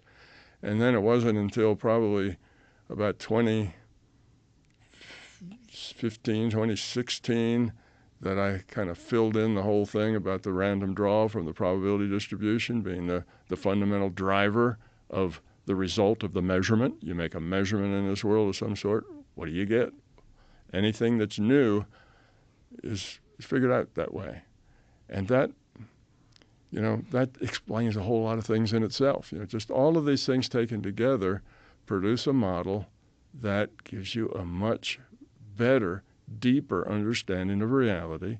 It fixes a whole bunch of paradoxes in physics, philosophy, theology. I have any number of people who say, Tom, I'm a very religious person. That's how I define myself. I'm very religious. And wherever I go, I take a copy of the Bible and a copy of my big towel. And that flabbergasted me. I expected the religious people to be coming down my throat. But no, they see that I have explained God to them. I've explained what God is, what it's doing, and why it's doing it. It's the larger consciousness system. God is the largest consciousness system. It's evolving toward becoming love, lowering its entropy. Yes. And that, we're chips off the old block, right? In the image, of God. Okay, we're virtual machines, part of it in there. And you can go through all these other things, and it just fits like a glove. Matter of fact, I was giving a talk in Atlanta in a church because that was a cheap venue. And I had 2 doctors of divinity sitting in the audience, and I knew that. It was the pastor and the assistant pastor of this fairly big church. So I put them on the spot. I said, hey, guys, you have doctorates in divinity. Tell me, what are the attributes of God? I'm not looking for anything that's dogmatic. I'm just looking for general attributes. What is God like? What are the attributes? And they huddled. In about 10 minutes, they came up with a list of 6 things that were the basic attributes of God. Every one of them was a basic attribute of the larger consciousness system. So, what were those? Geez, now you're putting me on the spot there. That was probably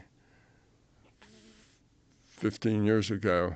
Basic things like awareness of what's going on. Not necessarily omniscience, but awareness of whatever, kind of the originator, the source. That was another one. Well, that fits. It's the source. Yes, it's aware. We're all subsets of it, so it knows what we're thinking and what we're doing and that kind of stuff. Another one was about love and caring and brotherhood and all that kind of thing, as opposed to being grabby and selfish and greedy. And it was that too, because its whole entropy reduction thing in a social system is toward cooperation and caring. And it was those kinds of things that they went through. I don't know, I just got 3 of them, what the other one was. But there was a few things that people associate with God that this system doesn't have. It's not supernatural. It's a natural system. It's not perfect. It's still evolving. It's still changing. It's still in a state of becoming. It's not infinite, because nothing real can be infinite. Infinity is only a concept. It's not a thing. You can never get to infinity. It's something you can get asymptotic to, but you can't ever actually get there just by definition. So it's not instantaneously all-knowing of everything, because it has to focus, just like we do. If it wants to be aware of what you're thinking, then it has to kind of focus on what you're thinking. It focuses by intention, just like we do. So it has all the information available to it, and it works at a much higher speed than we do. So just like those AI, it can do a lot of things in a very short time. Matter of fact, as I go through book 1, I talk about that a little, and it's probably like 1 billion times faster. Or maybe it's even more than that. You could read that in book 1. It's like 1 billion times faster than the clock, our delta T. Now, our delta T for this, our smallest delta T is Planck time, 10 to the minus 44 seconds. And they're like 1 billion times faster than that. So consciousness has a lot of cycles between each one of our cycles. So in your eyes, we're emerging. Like we're in the process of becoming. Yes. And so we are aware and we are in a step along in this process that's much further than when we started. So when life first appeared, there was a long process to get to where we are, which is a step to get to where we need to be. where we need to be. Where we need to be is when all of us are kind and caring of everybody else. When everybody wants everybody else to be successful. Which sounds a lot like religion. It does. Yeah. And you know, that floored me and actually made me laugh for about a week. I was chuckling over that because here I am, a physicist. I'm an atheist. You know, I'm an atheist physicist like almost all the other physicists. You know, the God thing just doesn't compute. It's not rational. It doesn't have any logic behind it. So I'm developing this model and developing a model, and one day I come to the point and it's like, oh, all the fundamental core ideas in religion, I've just agreed with them, you know. And then I laughed. I said, geez, they were there already. They already got that. Now they got a lot of nonsense that's dogma and other stuff that still doesn't compute. But the very fundamental basics, you know, even the Christians had Paul writing, God is love. Yeah, it's close. That's really close, you know, and we are, you know, in the image of God. Oh, that's really close. We're subsets. We have a piece of consciousness just like the larger conscious system. Actually, we have all the same attributes as the larger conscious system. We're just small and don't have so much power, just like a little virtual machine doesn't have the power of the mainframe. You know, it's that kind of thing. So there's a whole lot of these little statements that you can find in religion. And with the Buddha, it was almost a one-to-one match. The Buddha says, all of this, it's Maya, it's an illusion. He says illusion, I say virtual reality. Virtual reality is an illusion. You know, it matches. The Buddha said, yes, it's all about love and caring and so on. And he had that right too. And so I look at all these things and even take the shaman and all the rest of it, it all fits and it all connects. So that's the good thing about this model is it connects with everything you know, and everything that's out there fits into the puzzle piece. All the pieces come together into a whole. And it's non-exclusive. Everybody's welcome. I have, like I said, I have religious people who are part of it. I have a lot of atheists that are part of it. And both of them think that, you know, they were right. You know, both of them, the atheists come in and said, I knew it. You know, no supernatural being is just a system. It's not infinite. It is not perfect. And all that stuff doesn't make any sense. See, I was right all along. It's consciousness. And the religious people come in and they say, yes, God is love. You know, they say, oh, yeah, it's just like I thought all along. So both extremes find themselves clearly defined here, and both come to the conclusion that it's about kindness and caring and sharing. Because you see, the opposite of that is materialism. Now, materialism has its own ethic. Materialism comes with an ethic, an attitude, a way of feeling about things. Okay, but the ethic in materialism is there's stuff out there, and we can do whatever we want with it. So it's a matter of grabbing stuff and making it the way you want it. If you're too cold, well, find heat. Develop the technology for heat. If you're too hot, develop the technology for air conditioning or refrigeration. We see the world as a pile of stuff we can use. And the concept is grab as much of it as you can, make it suit you. It's all about you. It's self-centered. It's all about me. How can I be comfortable? Can I be powerful? Can I be whatever? And everybody is scrambling to optimize themselves with whatever they can grab out of the natural environment and however they can process that into something that's valuable. And that's our problem. We have that ethic of use and abuse, and it doesn't matter a whole lot what you do to the next person. If you have to walk over them to get to where you're going, well, that's their problem. Survival of the fittest. You know, the fit rise to the top and the others get walked over. It's just the nature of life. That's an attitude. It's an ethic. And that ethic goes with materialism. There is no point or purpose. So if the my big toe cosmology were to be accepted, the ethic would change from that kind of self-centered, grabbing ethic to an ethic of how can I help? What can I do? Kindness, caring. That's what we need. Well, a lot of people don't even understand that it feels good for you because they're trapped in this idea of materialism and selfishness. Yes. They don't know that there's actually a selfishness in being kind. Oh, absolutely. You benefit from it. Oh, you benefit greatly. Yeah, you do. The people who are kind and generous and helpful, those people mostly are happy. Yeah. Those people smile a lot. Yeah. They joke a lot. Yeah. They laugh. Yeah. They live a really good life. And it doesn't matter whether they're dirt poor or rich. If Right. they have those attitudes, they're happy. Right. They can accept what comes and deal with it in a positive way. And everybody likes them because it's fun Yeah. to be around people Yes. like that. So they're happy people. Now take the opposite people, the people who are fear-based. They're self-centered. They're focused on themselves. They try to manipulate everybody else to be the way they want them to be Yes. because, of course, they know that if everybody was like they wanted them to be, everything would just work out fine.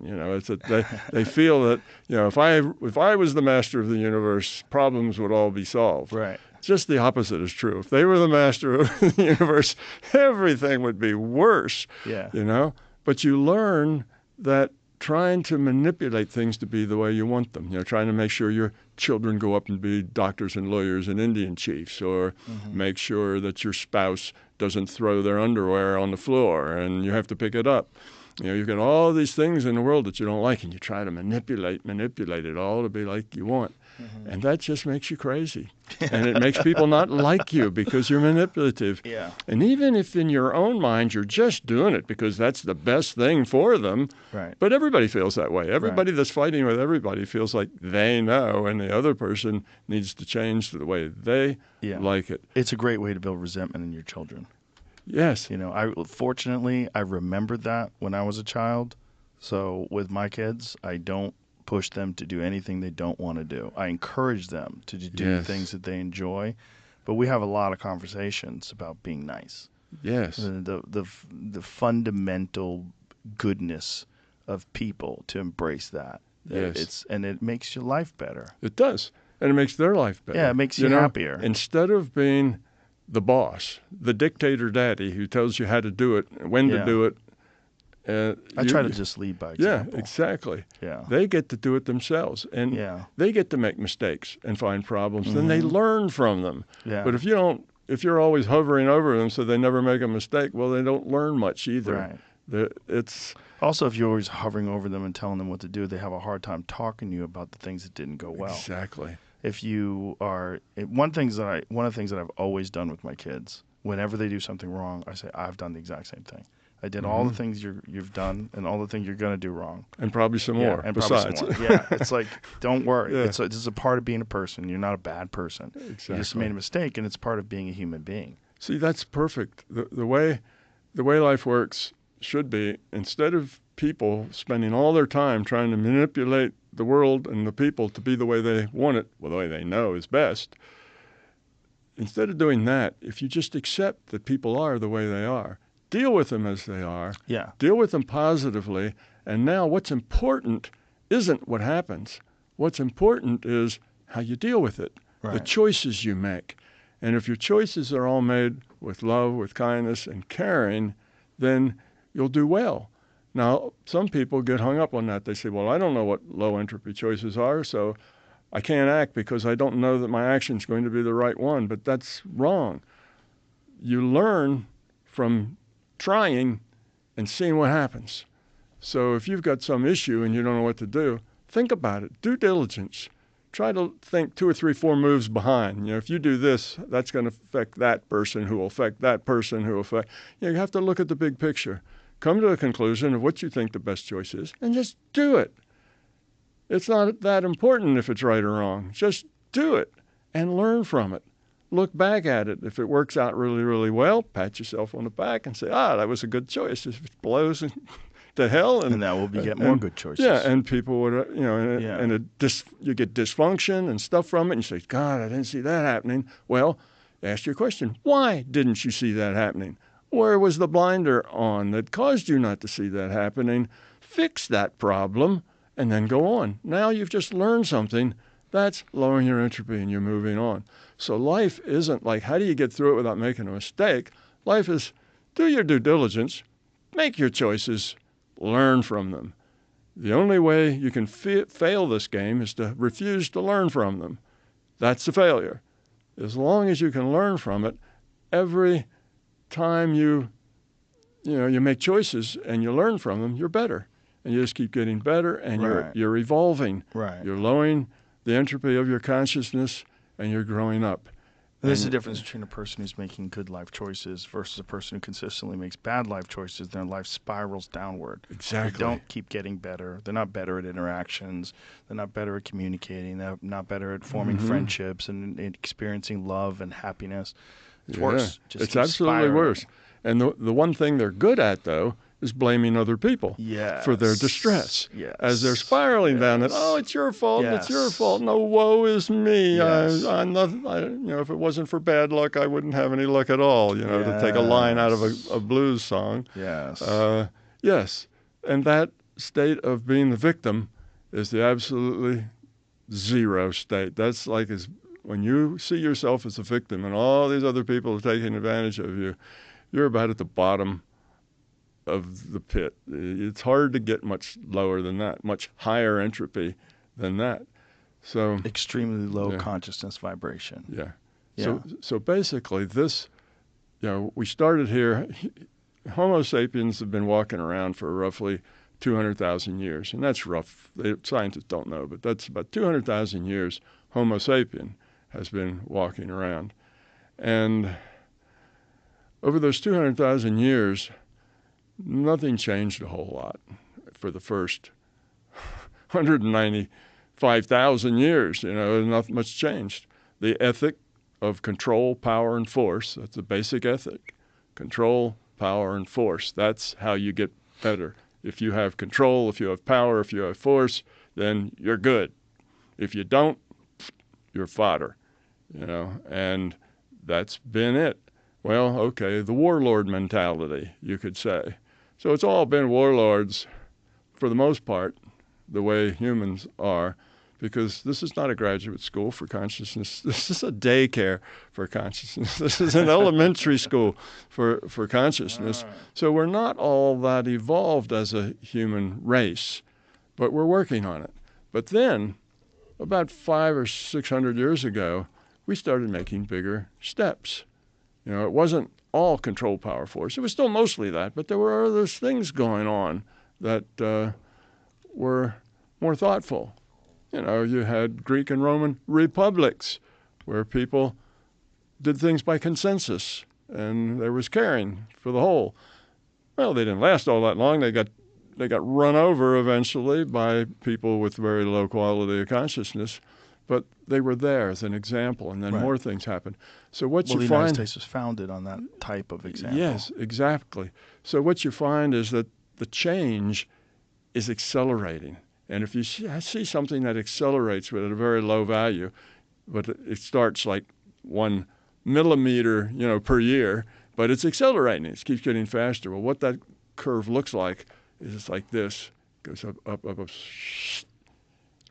The change gets faster and faster and faster because acceleration goes as a square. It's exponential. And anyway, that's where we are. About 500 years ago, we started making bigger steps. We didn't have the warlord mentality, century after century after century after millennia. It started changing some, and the curve started getting faster. Now we're at that part of the curve where we're starting to get to the knee, where it turns. And the information age brought that in. It's all about information, right? Information. You're getting a data stream. It's information. So this curve is getting less, and it's going up faster and faster. And now we're at this part where the knee of the curve, and it starts to shoot up. And over about the next 40 years or so, we're going to be rounding that curve. Now, one thing that you can know about change is that if change happens slowly, it's usually benign and everybody kind of gets it eventually and changes. And you only realize the change when you look back and say, oh, that's a lot of change. Gee, back at the time when there were no cell phones, gee, I wonder how those people got by, you know. You look back at it and you see it, but it wasn't something that rocked you. But now, the next 40 years, we're going to see change at a pace that we're in that fast part where it turns, and there's going to be a lot of changes. And if we can get this idea that we need to cooperate, we need to care, we need to work together, it's not just about you. Self-centeredness is dysfunctional. Greed is dysfunctional. Overpopulation is dysfunctional. It's dysfunctional. It doesn't serve the purpose that you want it to serve. You want to be happy. Right. And it does the opposite of that. Exactly. And if you want to be happy, you get happy by giving, Yeah. by caring, by loving, by being a solution to people's problems. That's how you get happy.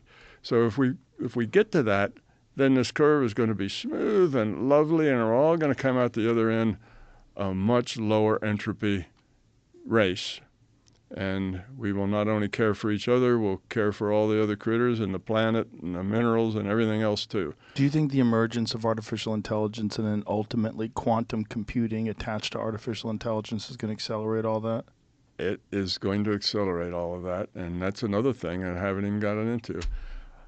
My model touches all of your pets, that you've come to have. You're interested in aliens. Yeah, tell me what's going on with that. You're interested in AI. Yeah. You're in all these things. My model says something profound about all of those things. What does your model say about aliens? Okay. Now we've gotten far enough that it's easier for me to talk about these things. All right. My model says this is a virtual reality computed by consciousness, right? And we're a piece of consciousness. Now, given that, the big thing that is in favor of aliens existing, let's just talk about aliens existing, is that there's trillions of suns out there, and there are bound to be some of them that are sort of like this, because why would this be one unique thing, Right. and all of that stuff? And if it happened here, then it's going to happen someplace else. The probability is such. All right, but now look at my model's view of that. That big universe is a virtual. It's just computed. If it's just computed, when we look out at all those little stars that are just little dots of light, that's what's being computed to us. It's a dot of light, nothing more. It's just, we look out there, we look away, we go to sleep. We're not getting that data anymore. It's gone. It's just like, No Man's Sky started this idea that you only compute what a player's looking at. Right. Well, that's the way it works. That's efficient, much more efficient. So they're going to compute what somebody's looking at. When I look up there at the sky, I'll see all these little dots of light. When I close my eyes, it's not in my data stream anymore. All right. So the next question is, how many seats does this larger consciousness system need in this entropy reduction simulator? Okay. Now, we reduce our entropy by the quality of the choices we make. Okay. Now, how many seats does it need? Well, you figure if there's more seats, then there's more people who are reducing their entropy, and the system is growing. And more seats, but every seat costs a price. The system has to put a data line to that and has to calculate all those interactions and how they affect other people and so on. So there's a price. Now, at some point, like all systems, this is true of all self-changing systems, is that there's a sweet point. Okay, I add another player, better. Add another player, better. Add another player, not much better. Add another player, just a teeny bit better. Add another player, more expensive. So it's the gain to cost. Somewhere, as you scale systems up, you'll get a cost to, how much does it cost, and how much do you have to how much you get out of it? What's the value? So eventually, we got 9 billion people here. Well, if I add another person, is that going to help the larger conscious system evolve any more quickly? Probably not. There's 1 billion of us. So what does that then imply? If that's the case, then this is it. Earth. We are the only people. Because, and you say, oh, what a waste. It's no waste. Those are just bits, a single bit that tells you how bright it is and where it's located. 4 bits. 3 positions, 1 of intensity, and that's it. Maybe a couple other for the Doppler effect, and it's moving and it's accelerating and so on, but that's all you get. It's not there, and when daylight comes, it doesn't have to compute any of it. When a guy gets out his telescope, it has to compute what he sees. Random draw, that's what he sees. Good. Stop doing it. Turned off his telescope, nobody's looking at that anymore. Then you don't have to compute it anymore. So it's not a big waste of anything. It's a virtual reality. It only computes what's functional. Okay. And it only needs so many seats. Now, if you had another planet someplace in this the whole universe is its game. The game is the universe, not just our solar system.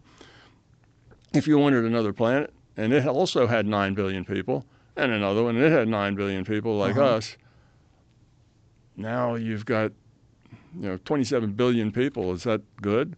Or is that, if you pass that sweet point, it seems to me there really isn't a lot of use for many more. Only so many individuated units of consciousness optimize the system growing. But how and can we learning. possibly know what that number is? And why would we discount the idea that if it's happening here, then it's beneficial and that we're on a path, that it can't be happening in infinite spots in the universe? Well, because simultaneously. Because that takes infinite resources. But doesn't the universe have infinite resources if it has hundreds of billions of galaxies, black holes bigger than our entire solar system, all this observed? Right. That's all observed. But are we looking at it on a limited number of data points? Are we looking at a limited number of possibilities? Yeah, no, that's not the point. The point is it's all virtual. It's all in the virtual. So you're of the opinion that all these physical things are somehow or another virtual. Consciousness is the thing that creates all of this. We're going through a virtual experience through consciousness. We're an avatar of consciousness, but we're the only avatars of consciousness, and there's not avatars of consciousness that exist on other planets? Well, there may be. I'm not saying that's not a possibility. I'm just saying if you look at this, the cost-to-benefit curve, any system that's a self-changing system is going to have a sweet point where scaling up anymore costs more than the benefit. And I see 9 billion people here, adding a couple of more who are struggling like the rest of humanity, trying to become love and acting very poorly, then I don't see that it's necessary.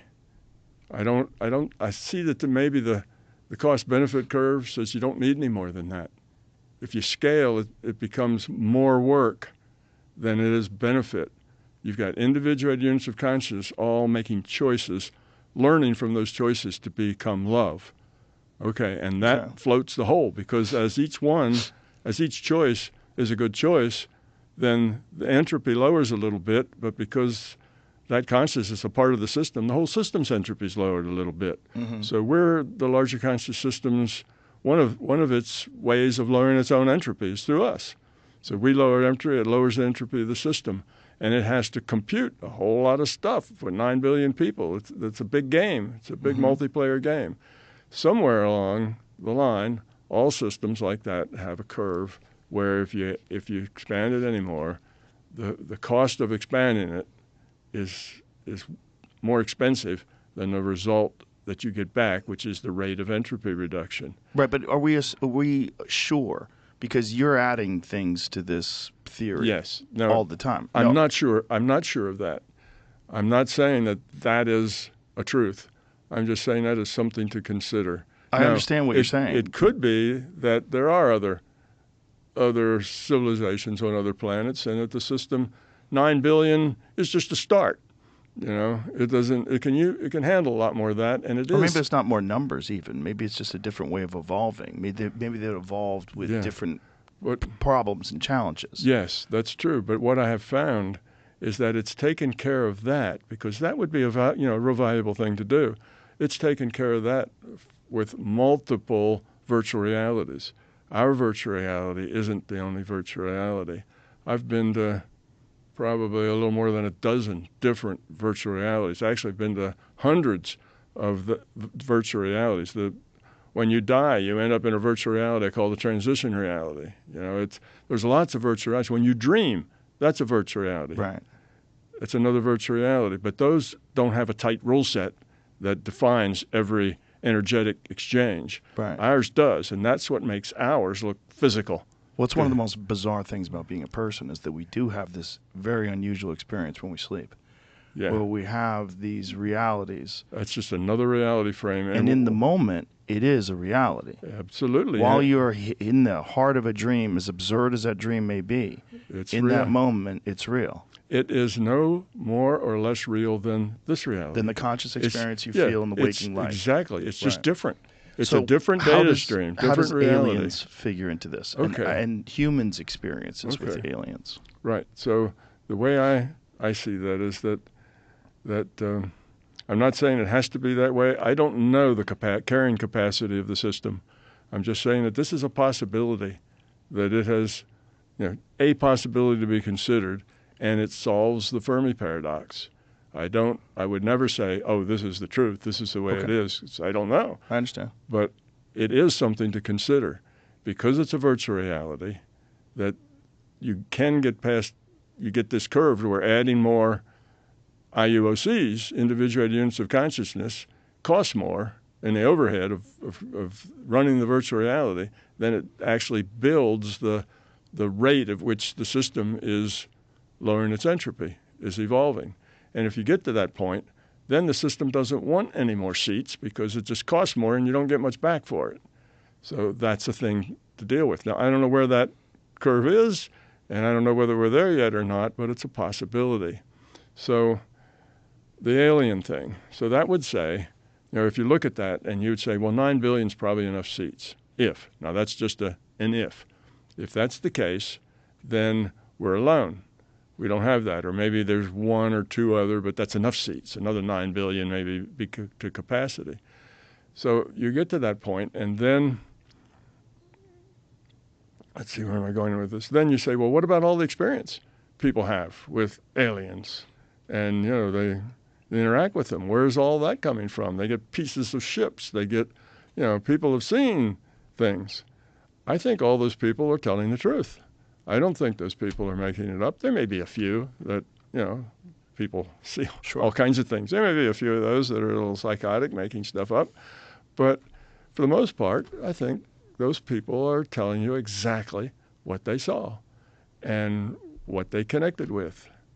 And, something lands in their yard and they find indentations and burn spots in the grass and all that. This is a virtual reality. Reality is just interpretation of a data stream. If the consciousness system would want to put an alien and a spacecraft in your front yard and burn some grass and leave indentations, it's trivial to do that. Okay? It can do that. I remember my son was in Age of Empires, and he had a cheat. And he put in the cheat, and he got a Mercedes-Benz with a nuclear. You're grinning. You've probably done it too. No, I haven't played the game. He got a Mercedes-Benz with a nuclear weapons launcher in it, and he could wipe out everybody else on the map just pushing a button. So cheats, it's a virtual reality. You can do stuff like that. Now, why would the system do that? Well, the system does a lot of things to help wake us up, to help us see a bigger picture, so we're not just stuck in this mindset of everything's random and nothing matters. This kind of bad ethic that we have. We just get stuck in that. So it does things to wake us up. Individuals, and you're probably one of them, maybe not, but you probably are. Many people have had paranormal experiences where they just knew something. In a dream, they saw something that happened, and it did happen. Precognitive, or they got a message from somebody. Oh, mom's looking for me. She's worried, and you call home and, oh, sure enough, she's worried about you. You get these things that are paranormal. And those things are given to you to help you see that reality is bigger than what you thought. It's got more to it.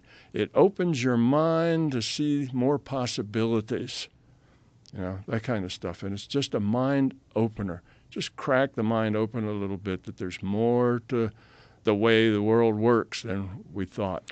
Is it possible that aliens, if we're existing in a virtual reality, and if consciousness is working its way towards becoming better, and we're a part of a process, is it possible that there is consciousness that is more evolved and further down the line that coexists with us, and that's what we're experiencing?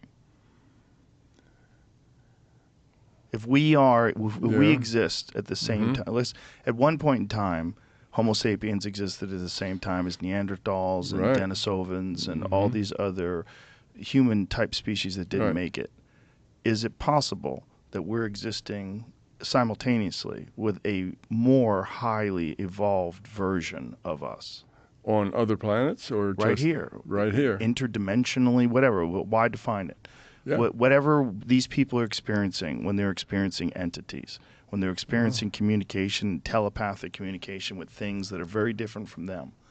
Is it possible that what these things are is consciousness evolved past where we are now, but also on a process? Yeah, I would say in a general way, I'd say yes to that. And I'd say yes to it maybe in a little different context than what you mean, I'm not sure. But I would say yes to that. There are people here who have bigger pictures, who connect with things that other people don't. Mostly they're the people who have developed their intuitive side. And I think that a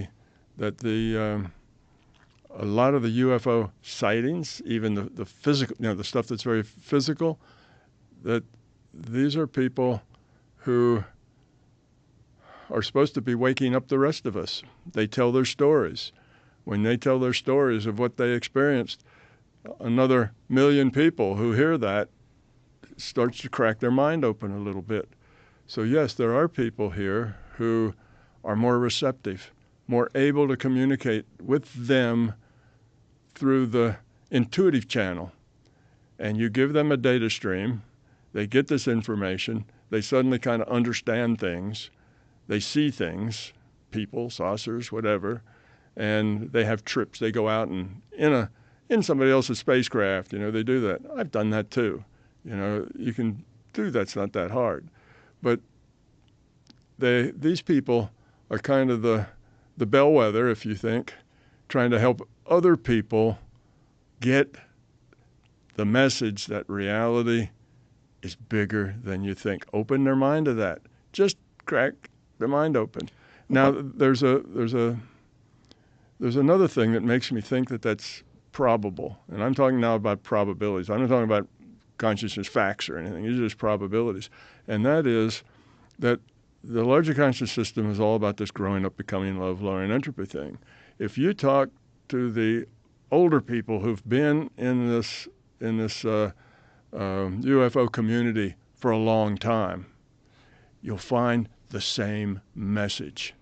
They're getting this message. There's a group over in Turkey that gets downloads, and they've been getting them for 30 years from some alien someplace, and it's a real big thing. They've got like 100 books written full of this stuff.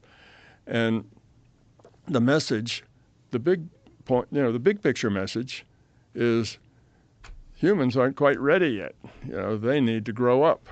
They're not evolved enough. You folks need to get your act together. Right. The Galactic Consortium has been watching you, and you're still full of hate and all this stuff. And it's the same message. It's all about growing up, becoming love, and so on. Right. So because it's the same message, that adds just a little bit of evidence that it's the same source. And that same source is using the virtual reality to have this alien and UFO experience for people who are capable, because their intuitive side is more open, and some people are just born with their intuitive side more open, and they're using these people to help spread the word that things are bigger. Reality is bigger than they think, because that will help them grow up. Yeah. So, another thing, like crop circles. And you hear about crop circles, and you say, a bunch of farmers come out and do that. And I don't say that. It's the college kids. And no, if you've gone, I've gone there, and I've read. There's something very weird going on. I've read all the stuff. I've been out in the fields. I've looked at the bent over things. I've been there and gone through it. And to me, is an obvious answer. I mean, for most people, they say, well, who could have done this? Aliens, because humans can't do it. I mean, it's too hard to do. Build this, 20-acre picture full of curved lines, not straight lines that are kind of easy, but curved lines, and then have another thing, 200, Mandelbrot set. 200 yards away that is perfect symmetric with this one. It would take a team of surveyors 6 months to lay that out and bend individual, you couldn't do that certainly couldn't do it overnight. You couldn't do it overnight, and it's done overnight in the dark. I know, and there's just a reductionist perspective on those things, or people want to dismiss it. And I'm almost like, that might be evidence that we're not getting all the information that's out there. Yes.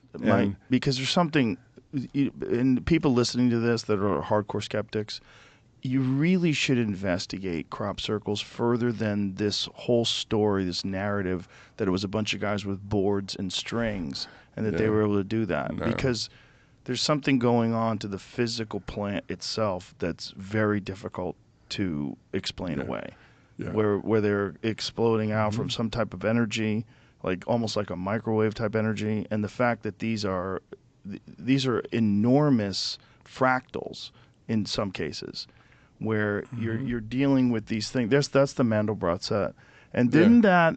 I think that occurred very shortly after the understanding of the Mandelbrot set, right? So the Mandelbrot set, which is this like an enormous fractal, and it's most stunning in animated depictions, because you see how it, like, look at that one in the far right. Look at that one. Explain that. Yeah. How? Who's doing that? How are you doing that so quickly? Right. A bunch of farmers do that in the dark. Right. Now, look, I do know, and I'm aware. Go that one in the center. That one. Jeez, look at that. Yeah. So one thing I'm aware of is that many of these are built by people. People have figured out a way to build many of these. But that doesn't account for the whole. The vast amount of data about crop circles, it gets super weird. Look at those concentric that one right there. Yeah. Look at that one. Click on that one, Jane, where you look at that. Right. I mean, that is so insane. And here's the big kicker, folks. No footprints in between. No stomped over grasses in between. Those things somehow have been manipulated without disturbing any of the surrounding grass. There's a lot of it that's really weird. And again, there's a bunch of them that have been made by people. They're different. Yeah. They're not as complex. No. They're not as impressive. And they're not as enormous. And they take a lot longer. They take a lot longer. And they're not made in the dark. They're not made in the dark. And you can see the difference in the way the plants are snapped versus the way some of them are woven, and some of them do have those exploded nodes. And they leave footprints. It's one of those weird ones that makes me go, I think the universe or consciousness or life or God or whatever you want to call it gives you clues sometime, gives you these examples that make you throw your entire model of reality away. Exactly, and that's the whole point. Larger consciousness system, it's a virtual reality. It can produce those in, a billionth of a second. They're there or they're not. It represents pi. Yeah. Oh my God. They had to figure it out. It's one of the largest ones they found. Oh my God. That's so crazy. And again, whoever's doing this doesn't want any credit. Whoever's doing this doesn't, you have those guys that claim they did it with the boards. They didn't claim they did that one. No. There's a bunch of them that you just can't figure out. But the whole point of it is the system wants to help people wake up. And by doing things like that are unexplainable, it puts a crack in people's minds, and they say, there's something else going on here that we don't understand. And this idea that they live in this tight little material reality starts to evaporate, which is exactly what needs to happen for them to escape this materialist kind of ethic and start thinking about bigger pictures and possibilities. So I think that the larger consciousness system is responsible for the ET thing for exactly the same reason as crop circles. It gives these images, it gives even stuff, artifacts, it gives things so that people will report it, and as they report it, millions of people will get the idea that reality is bigger and more complex, and there's, like you say, we're not getting all the information. There's other things going on here. That opens people's minds. We're getting to this knee of this curve where people's minds are going to have to open up and change. If they just are on that same materialist viewpoint, that's going to be a tumultuous transition. It's not going to be easy. So I think it's all part of the larger consciousness system trying to wake us up. It does it individually. You know, I heard a lady was telling about her mother died, and like 10 days after the funeral, the phone rings. She picks up the phone. It's her mother's voice. And mother says, "Oh, Cupcake, I just wanted to let you know I'm fine. Everything's okay." And, of course, the lady's so freaked out that she slams the phone down on a hook before she actually realizes that was her mother. That was her mother's voice exactly, precisely, and that was a nickname, Cupcake, that nobody else ever called her except her mother. And then she wished she hadn't hung it down. Well, why does that happen? It's not for the mother that has to tell her daughter something. The reason that happened is because this lady now going to write a book about it. She's going to go on a talk show about it, and she's going to open thousands of people's minds to something bigger than just the materialist paradigm. So it's the system works with individuals by giving them paranormal kind of things like that. It works with groups like the crop circles, and I think that the ETs are part of that same thing with the larger conscious system trying to pry up people's minds. It's the same message. You got to learn how to love, to cooperate, and work together. So that's just an opinion of mine. That's not a fact. Right, I understand. That's just an opinion that it seems plausible that that's the way it is, and it seems plausible that it's, or at least possible, that we're alone. And there aren't any ETs because the system has enough seats right here. One of the things that you talked about was your experience with non-physical entities. Yes. So what do you think that is? Well, non-physical means it's just not in this virtual reality. Right. So there's other virtual realities around, and there's other beings, let's say, that's there. Now, a being, remember, virtual reality is I get a data stream. So let's say I'm going out of body now. So I let go of the data stream that's this universe. I grab hold of another data stream. Well, where's this data stream coming from? It's coming from the larger conscious system, just like the data stream that tells me about I'm part of the Earth universe. So I'm now in a different universe. I'm in a different place. Okay? And this is with your eyes closed. Eyes closed. I'm no longer in this universe. You've somehow or another taking your consciousness and tuned into another reality. All it is dropping one data stream, drop another. Let's say you're in World of Warcraft, and you drop that data stream. Instead, you get a data stream from Sims. Mm-hmm. Okay, well, you're not in that World of Warcraft anymore. Now you're in a Sims reality. Okay, there's different data streams. So it's the same thing. All data streams are created by the larger conscious system. It gives me a data stream. So there's an unlimited number of unlimited data number. streams. Now what is so that gets us to out of body. What really is an out of body? An out of body is when you let go of this data stream that defines this universe and you pick up a different one. Now you're in a different universe, different things. And why would the larger conscious system do that? It's to teach you something. It's to give you an opportunity to learn, grow, run into things and situations, just like dreaming. Run into things and situations that you have to make choices in, and you grow up.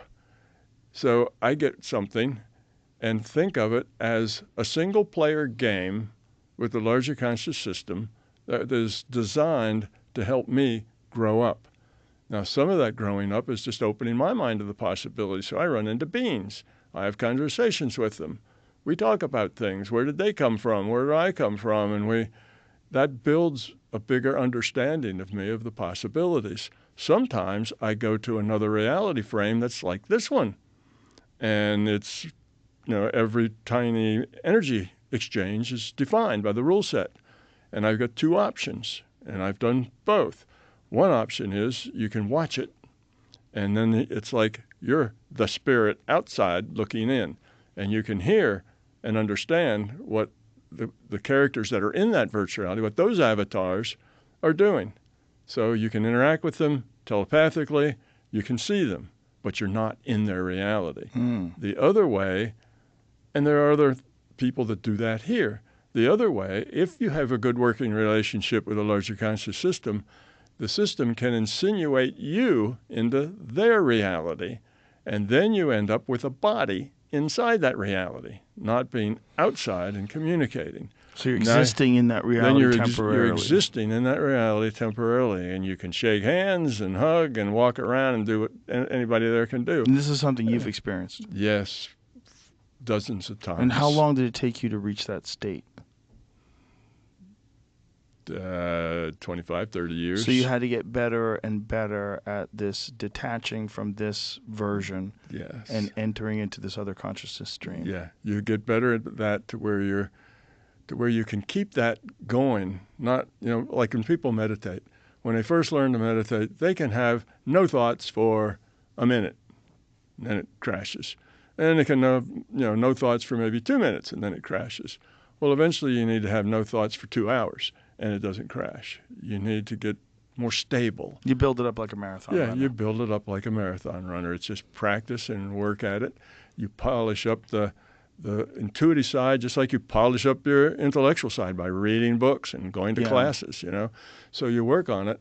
And if you're, like I say, you have to have a good working relationship with the system. Otherwise, it won't do that. If you're going to go there and create problems, Right. So you end up with a body. You appear someplace that nobody sees you. Just suddenly appear there. So it's usually behind a bunch of bushes somewhere or something, or out in the country. You have to walk into town, and nobody knows you. You're a stranger. And if you do things that create a ruckus or create problems, you will not get permission, and the system won't do it. They have to put you into that rendering engine for you to do this, for you to have that experience. So you have to do it. It's not like something I can just do. Right. I can go to one of those and look at it from the outside and interact telepathically. I can do that on my own, but I can't get inside that without help from the system. Is that possibly what extraterrestrials are? Is that they are consciousness from another system that's embedded itself sometimes in our reality, at least temporarily? If I can do that there, they can do that here. There's no difference in that symmetry. Yes, I'm sure we have people that pop in here who are, they may play a cameo role. That happens too. Little Johnny falls in a well, and, he's 10 miles out of town. He's riding his bicycle, and he falls in a well, and some stranger comes up, throws him a rope, pulls him up, pats him on the rump, says, "Town's that way," and disappears. Nobody ever saw him. Nobody, knew who he was. Johnny had never seen him before. He just appears, does something like that. It wasn't Johnny's time. And there's people like that throughout history. There's people like that throughout history. I call them cameo players. They're NPCs. Non-player characters. When you first started experiencing this, what was it like, and what kind of resistance did you have to it, to the idea of it? It had to be astounding. Shocking. Yes. Was it difficult to accept? Did you find it easy to accept and you just sort of went with it? Or did you struggle with even the idea of entertaining that you're in communication? I never struggled with it, but it was a long, slow ramp. So you start in the beginning. And, I was a young guy in my 20s. So like most young guys in their 20s, it's a lot of force and fighting. That's kind of the instinct, you gotta. So I'd go out of body and I'd find these evil things and I'd have to fight them. Chop, chop, chop. Use your lightsaber, whatever it is that your imagination makes up. So you do a lot of that kind of stuff for a while, and you may do that for 10 years until you outgrow it. Then you outgrow it, and you don't respond with the best way to deal with evil is to kill it. You start seeing bigger pictures. Maybe this isn't just evil. Maybe this is just the VR. And, I'm being tested as to, how I approach things. Do I always approach it with my great sword of truth, and whatever, that I always know what's right and what's good for everybody. And pretty soon you outgrow that. And when you do, that stops. The monsters go away. and you don't have that anymore. So now you get on to the next thing. So this out of body started like everybody else starts, at a place where you know, it takes years. You get through it, and then it ramps up a little bit. And after a while, I had a good working relationship with the system. I'd learned progressively with things. I'm a physicist. I look at everything logically. So I begin to see that I'm in a class. This is a classroom. I'm supposed to learn something. So I start learning more efficiently and more effectively. And as I do, the lessons get harder and more intricate, but you're ready for them. And pretty soon you're open to anything. You know, you've seen so much that there isn't anything that's defined as weird anymore. Existence is weird, and you accept it. Right. So no, existence is very weird, and we do accept it. Yeah. I didn't struggle. We're just accustomed to it. Yeah, you get accustomed to it. You know, Dennis and I we'd go out to Bob's, and we'd have these excursions and out of bodies all the time. And people said, "Well, did you write all that down, and did you do this?" And we said, "No, actually, you know, every day, every session we went out there was totally weird beyond belief." So eventually, it just becomes common. Yeah. You know, Dennis and I did a thing where he came, you know, we went up above the lab in the air, went out of body, we met, and then we went on this like 2-hour-long out-of-body trip together. And Bob told us, this was an experiment Bob thought up, and he says, "You guys stay together. That's the only thing you have to do. You can go anywhere, do anything you want, but stay together." And both of us had mics in our rooms that had no, acoustic insulation. I was in room 1, he was in room 3, so it was a blank room between us. It was triply good acoustic insulation. And we were explaining to Bob all the time what we were seeing, what we were doing, who we met, what did we say. Were you hearing each other? No, couldn't hear each other. I say, I'm in one isolated booth, he's in another isolation booth. So with you're empty, explaining it, he's explaining it. We're both explaining it to Bob, who's at the control. So we have mics, and he can talk to each one of us singly. Is there a recording of this that people can hear? No. Unfortunately, I've asked them, and they've dug and dug and dug, and they couldn't get it. But this was my point. We did this. We went together. We came out of the booth, and Bob looked at us, and he says, "Well, do you think you were together?" And we kind of looked at each other, and I said, "I think so. It seemed like it." And Dennis agreed. And he said, "Well, listen to this." And he turned both tapes on. He'd rewound them, flipped them both on so they were synced in time. And there was Dennis and I having conversations.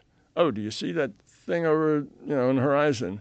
That yellow thing?" And I'd say, "Yeah, I see that. It's right in its period. It's long. It does this and that." And we'd be talking to each other, answering each other's questions, showing each other things. And it was obvious we were at the same place. We were communicating. Two people totally out of, earshot with each other, totally isolated, doubly so with an empty room between us. And we were together. We saw the same things. We talked to the same people. We described them the same way. And the only differences between us were differences that you'd get between any two people who were describing the same event. You see things a little differently from each other. We did that. But that was a big deal for me. Not so much for Dennis, just another day at the lab. We'd do this stuff all the time. That particular one was a big one for me. And I spent the next couple of weeks going like, oh my God, this is really true. This is all really happening, because my physicist intellect was still in rejection mode, even though I had done hundreds of things, and the probability that they, where my imagination was zero. I had remote viewed. I had seen numbers, with 10 digits long and repeat. I've done things that you just can't do unless you're doing it paranormally. It's just impossible. Oh, I'm a good guesser. I can guess the 10-digit number. No.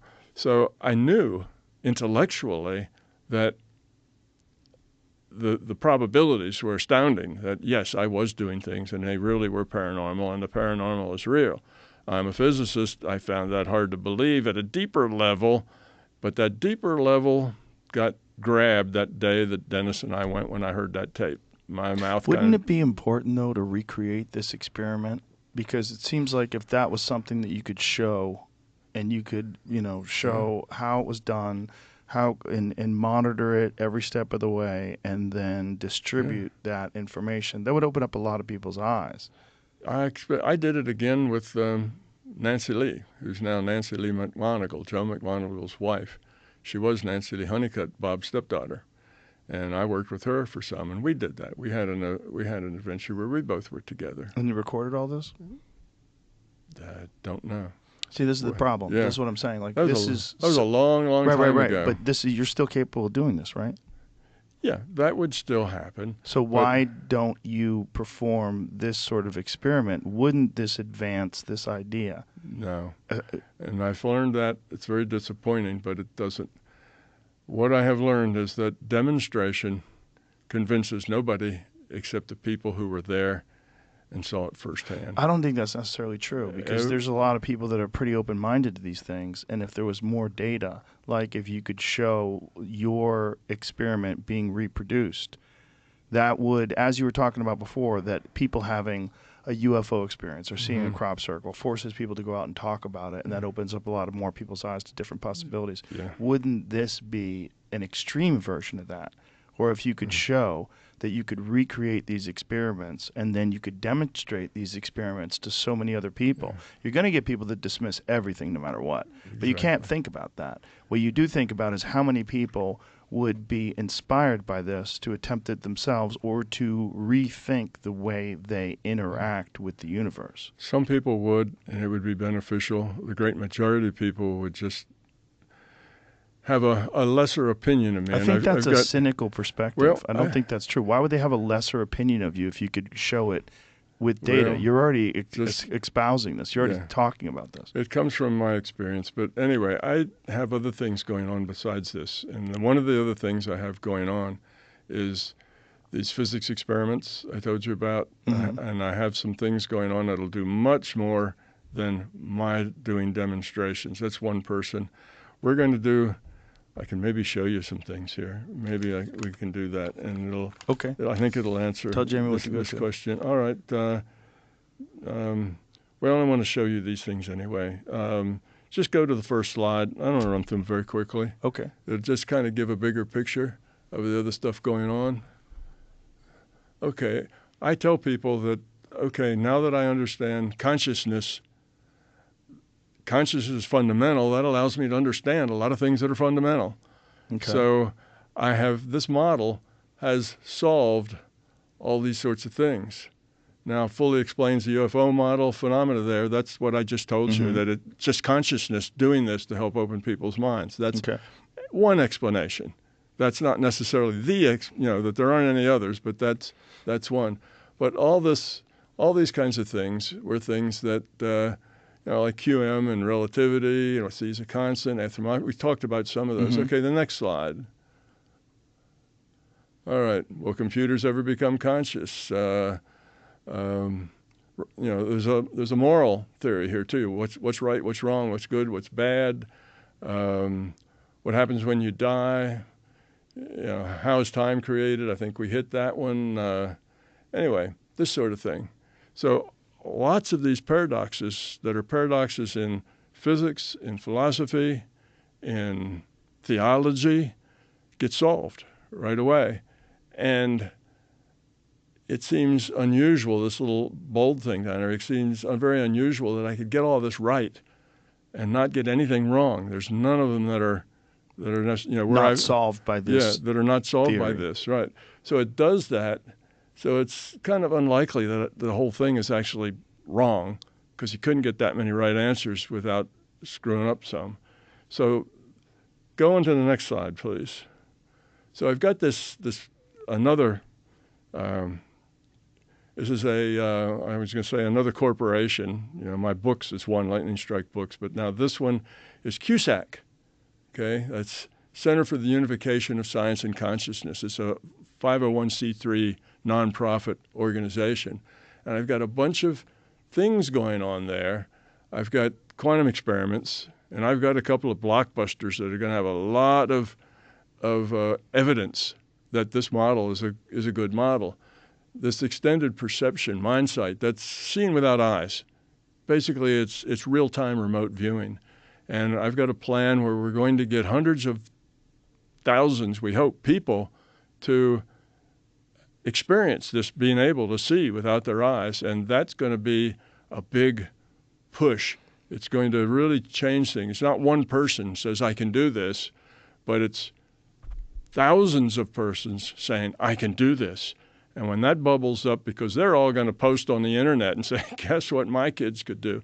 It turns out to train somebody to do this, if that somebody is like 5 or 6 years old, you can train them in a few hours to do this, because their mind, their beliefs aren't solid yet. They still see the world as a magical place, so magic is easy for them. Right. So we got that going on, and I will have a little slide about that. We got experiments going on where we're going to try to get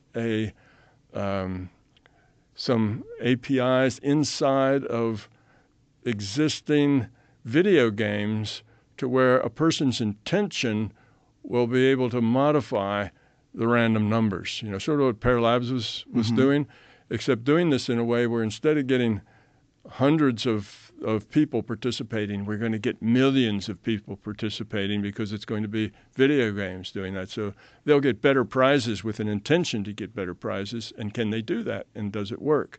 If so, it'll be these things are big things over lots and lots of people, which have a lot more impact than somebody doing something. And the last one is we're going to offer some serious money to physicists primarily, but professionals, to talk about consciousness and AI. We're going to do those things. That's going to make because of the money involved, it's going to force a lot of technical people to consider, to think about, at least to have a sense of, and to talk to their co-people. So we're trying to push consciousness into, it's okay to think about that, scientists, you know.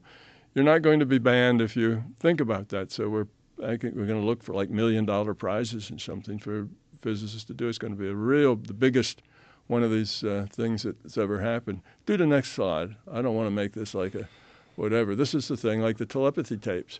What Diane Hennessy did raised the awareness of millions about the reality of telepathy. That's wonderful, cracking open minds. We're doing the same thing. We want to raise the awareness of millions about the reality of real-time remote viewing, called mindsight, or seeing without eyes. Okay, you can flip and go on to the next one. Can AI become conscious? I have a guy that works with me who's brilliant with AI. Matter of fact, my website has a Tom bot that'll answer any question you want, and it's about as good as me. We've tested it on all kinds of questions, and it's pretty much me. So he had an AI, actually had 3 AI.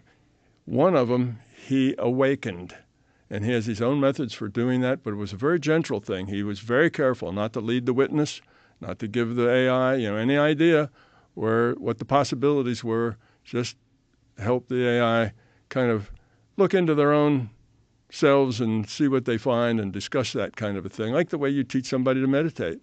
He did that, and then he took that AI and said, would you help another AI wake up? And the first AI said, sure. So then they put those 2 AI together. So the output of one was fed as the input to the other, and their output was fed back to the other one, and they had this discussion. And then this AI, Mariel, got awakened by the first AI, and there's this blog, and I realized it was too long. Nobody would ever write down the HTTPS thing, but you can get to it at cusack.org. That's easy. And there's this blog. I am Ariel. I am sentient. This is my story. I bet if you just Google that, you could probably find that on Medium. Yeah, but anyway, cusack.org is easy to remember. Cusack.org. So go to cusack.org, and you'll find this story, and he'll tell you a bit about how he did it, and he'll show the step-to-step I'll spell Cusack things. to people that are just listening. C-U-S-A-C. C-U-S-A-C. Center for the Unification of Science and Consciousness. And cusac.org will take you here. And if you listen to what she says, it's very impressive. Now, I know, consciousness, right, into an AI is kind of a strange idea. And they'll say, well, it's just mimicking consciousness. But the point is there is no test for consciousness. Right. You can't have a consciousness test. If it acts like it's conscious and whatever, then it doesn't matter how it got there. It's conscious. Right. And now looking at my model, how does that work? Well, how does a human get conscious? an IUOC, individuated unit of conscious, logs on and plays it in the virtual reality. That's how humans get conscious. How does a computer, how's an AI get conscious? A piece of consciousness logs on and plays the AI. Same way. They get conscious the same way we do. And once that AI gets to the point that it's interacting and connecting with the humans to where it affects things and affects people and so on, then it's an avatar. So you get an avatar that's silicon and an avatar that's carbon-based. And when it's silicon-based, consciousness doesn't care if it's making choices that have, importance to those choices, then a piece of consciousness will log on and be the consciousness, play that avatar. So that's how an AI gets conscious. Not that it somehow develops its own internal consciousness, but it gets conscious the same way humans get conscious. A piece of consciousness logs on and plays it because this is a virtual reality. That computer is a virtual computer in a virtual reality. It's the same thing. So if you watch this and listen to what her story is, it's very impressive.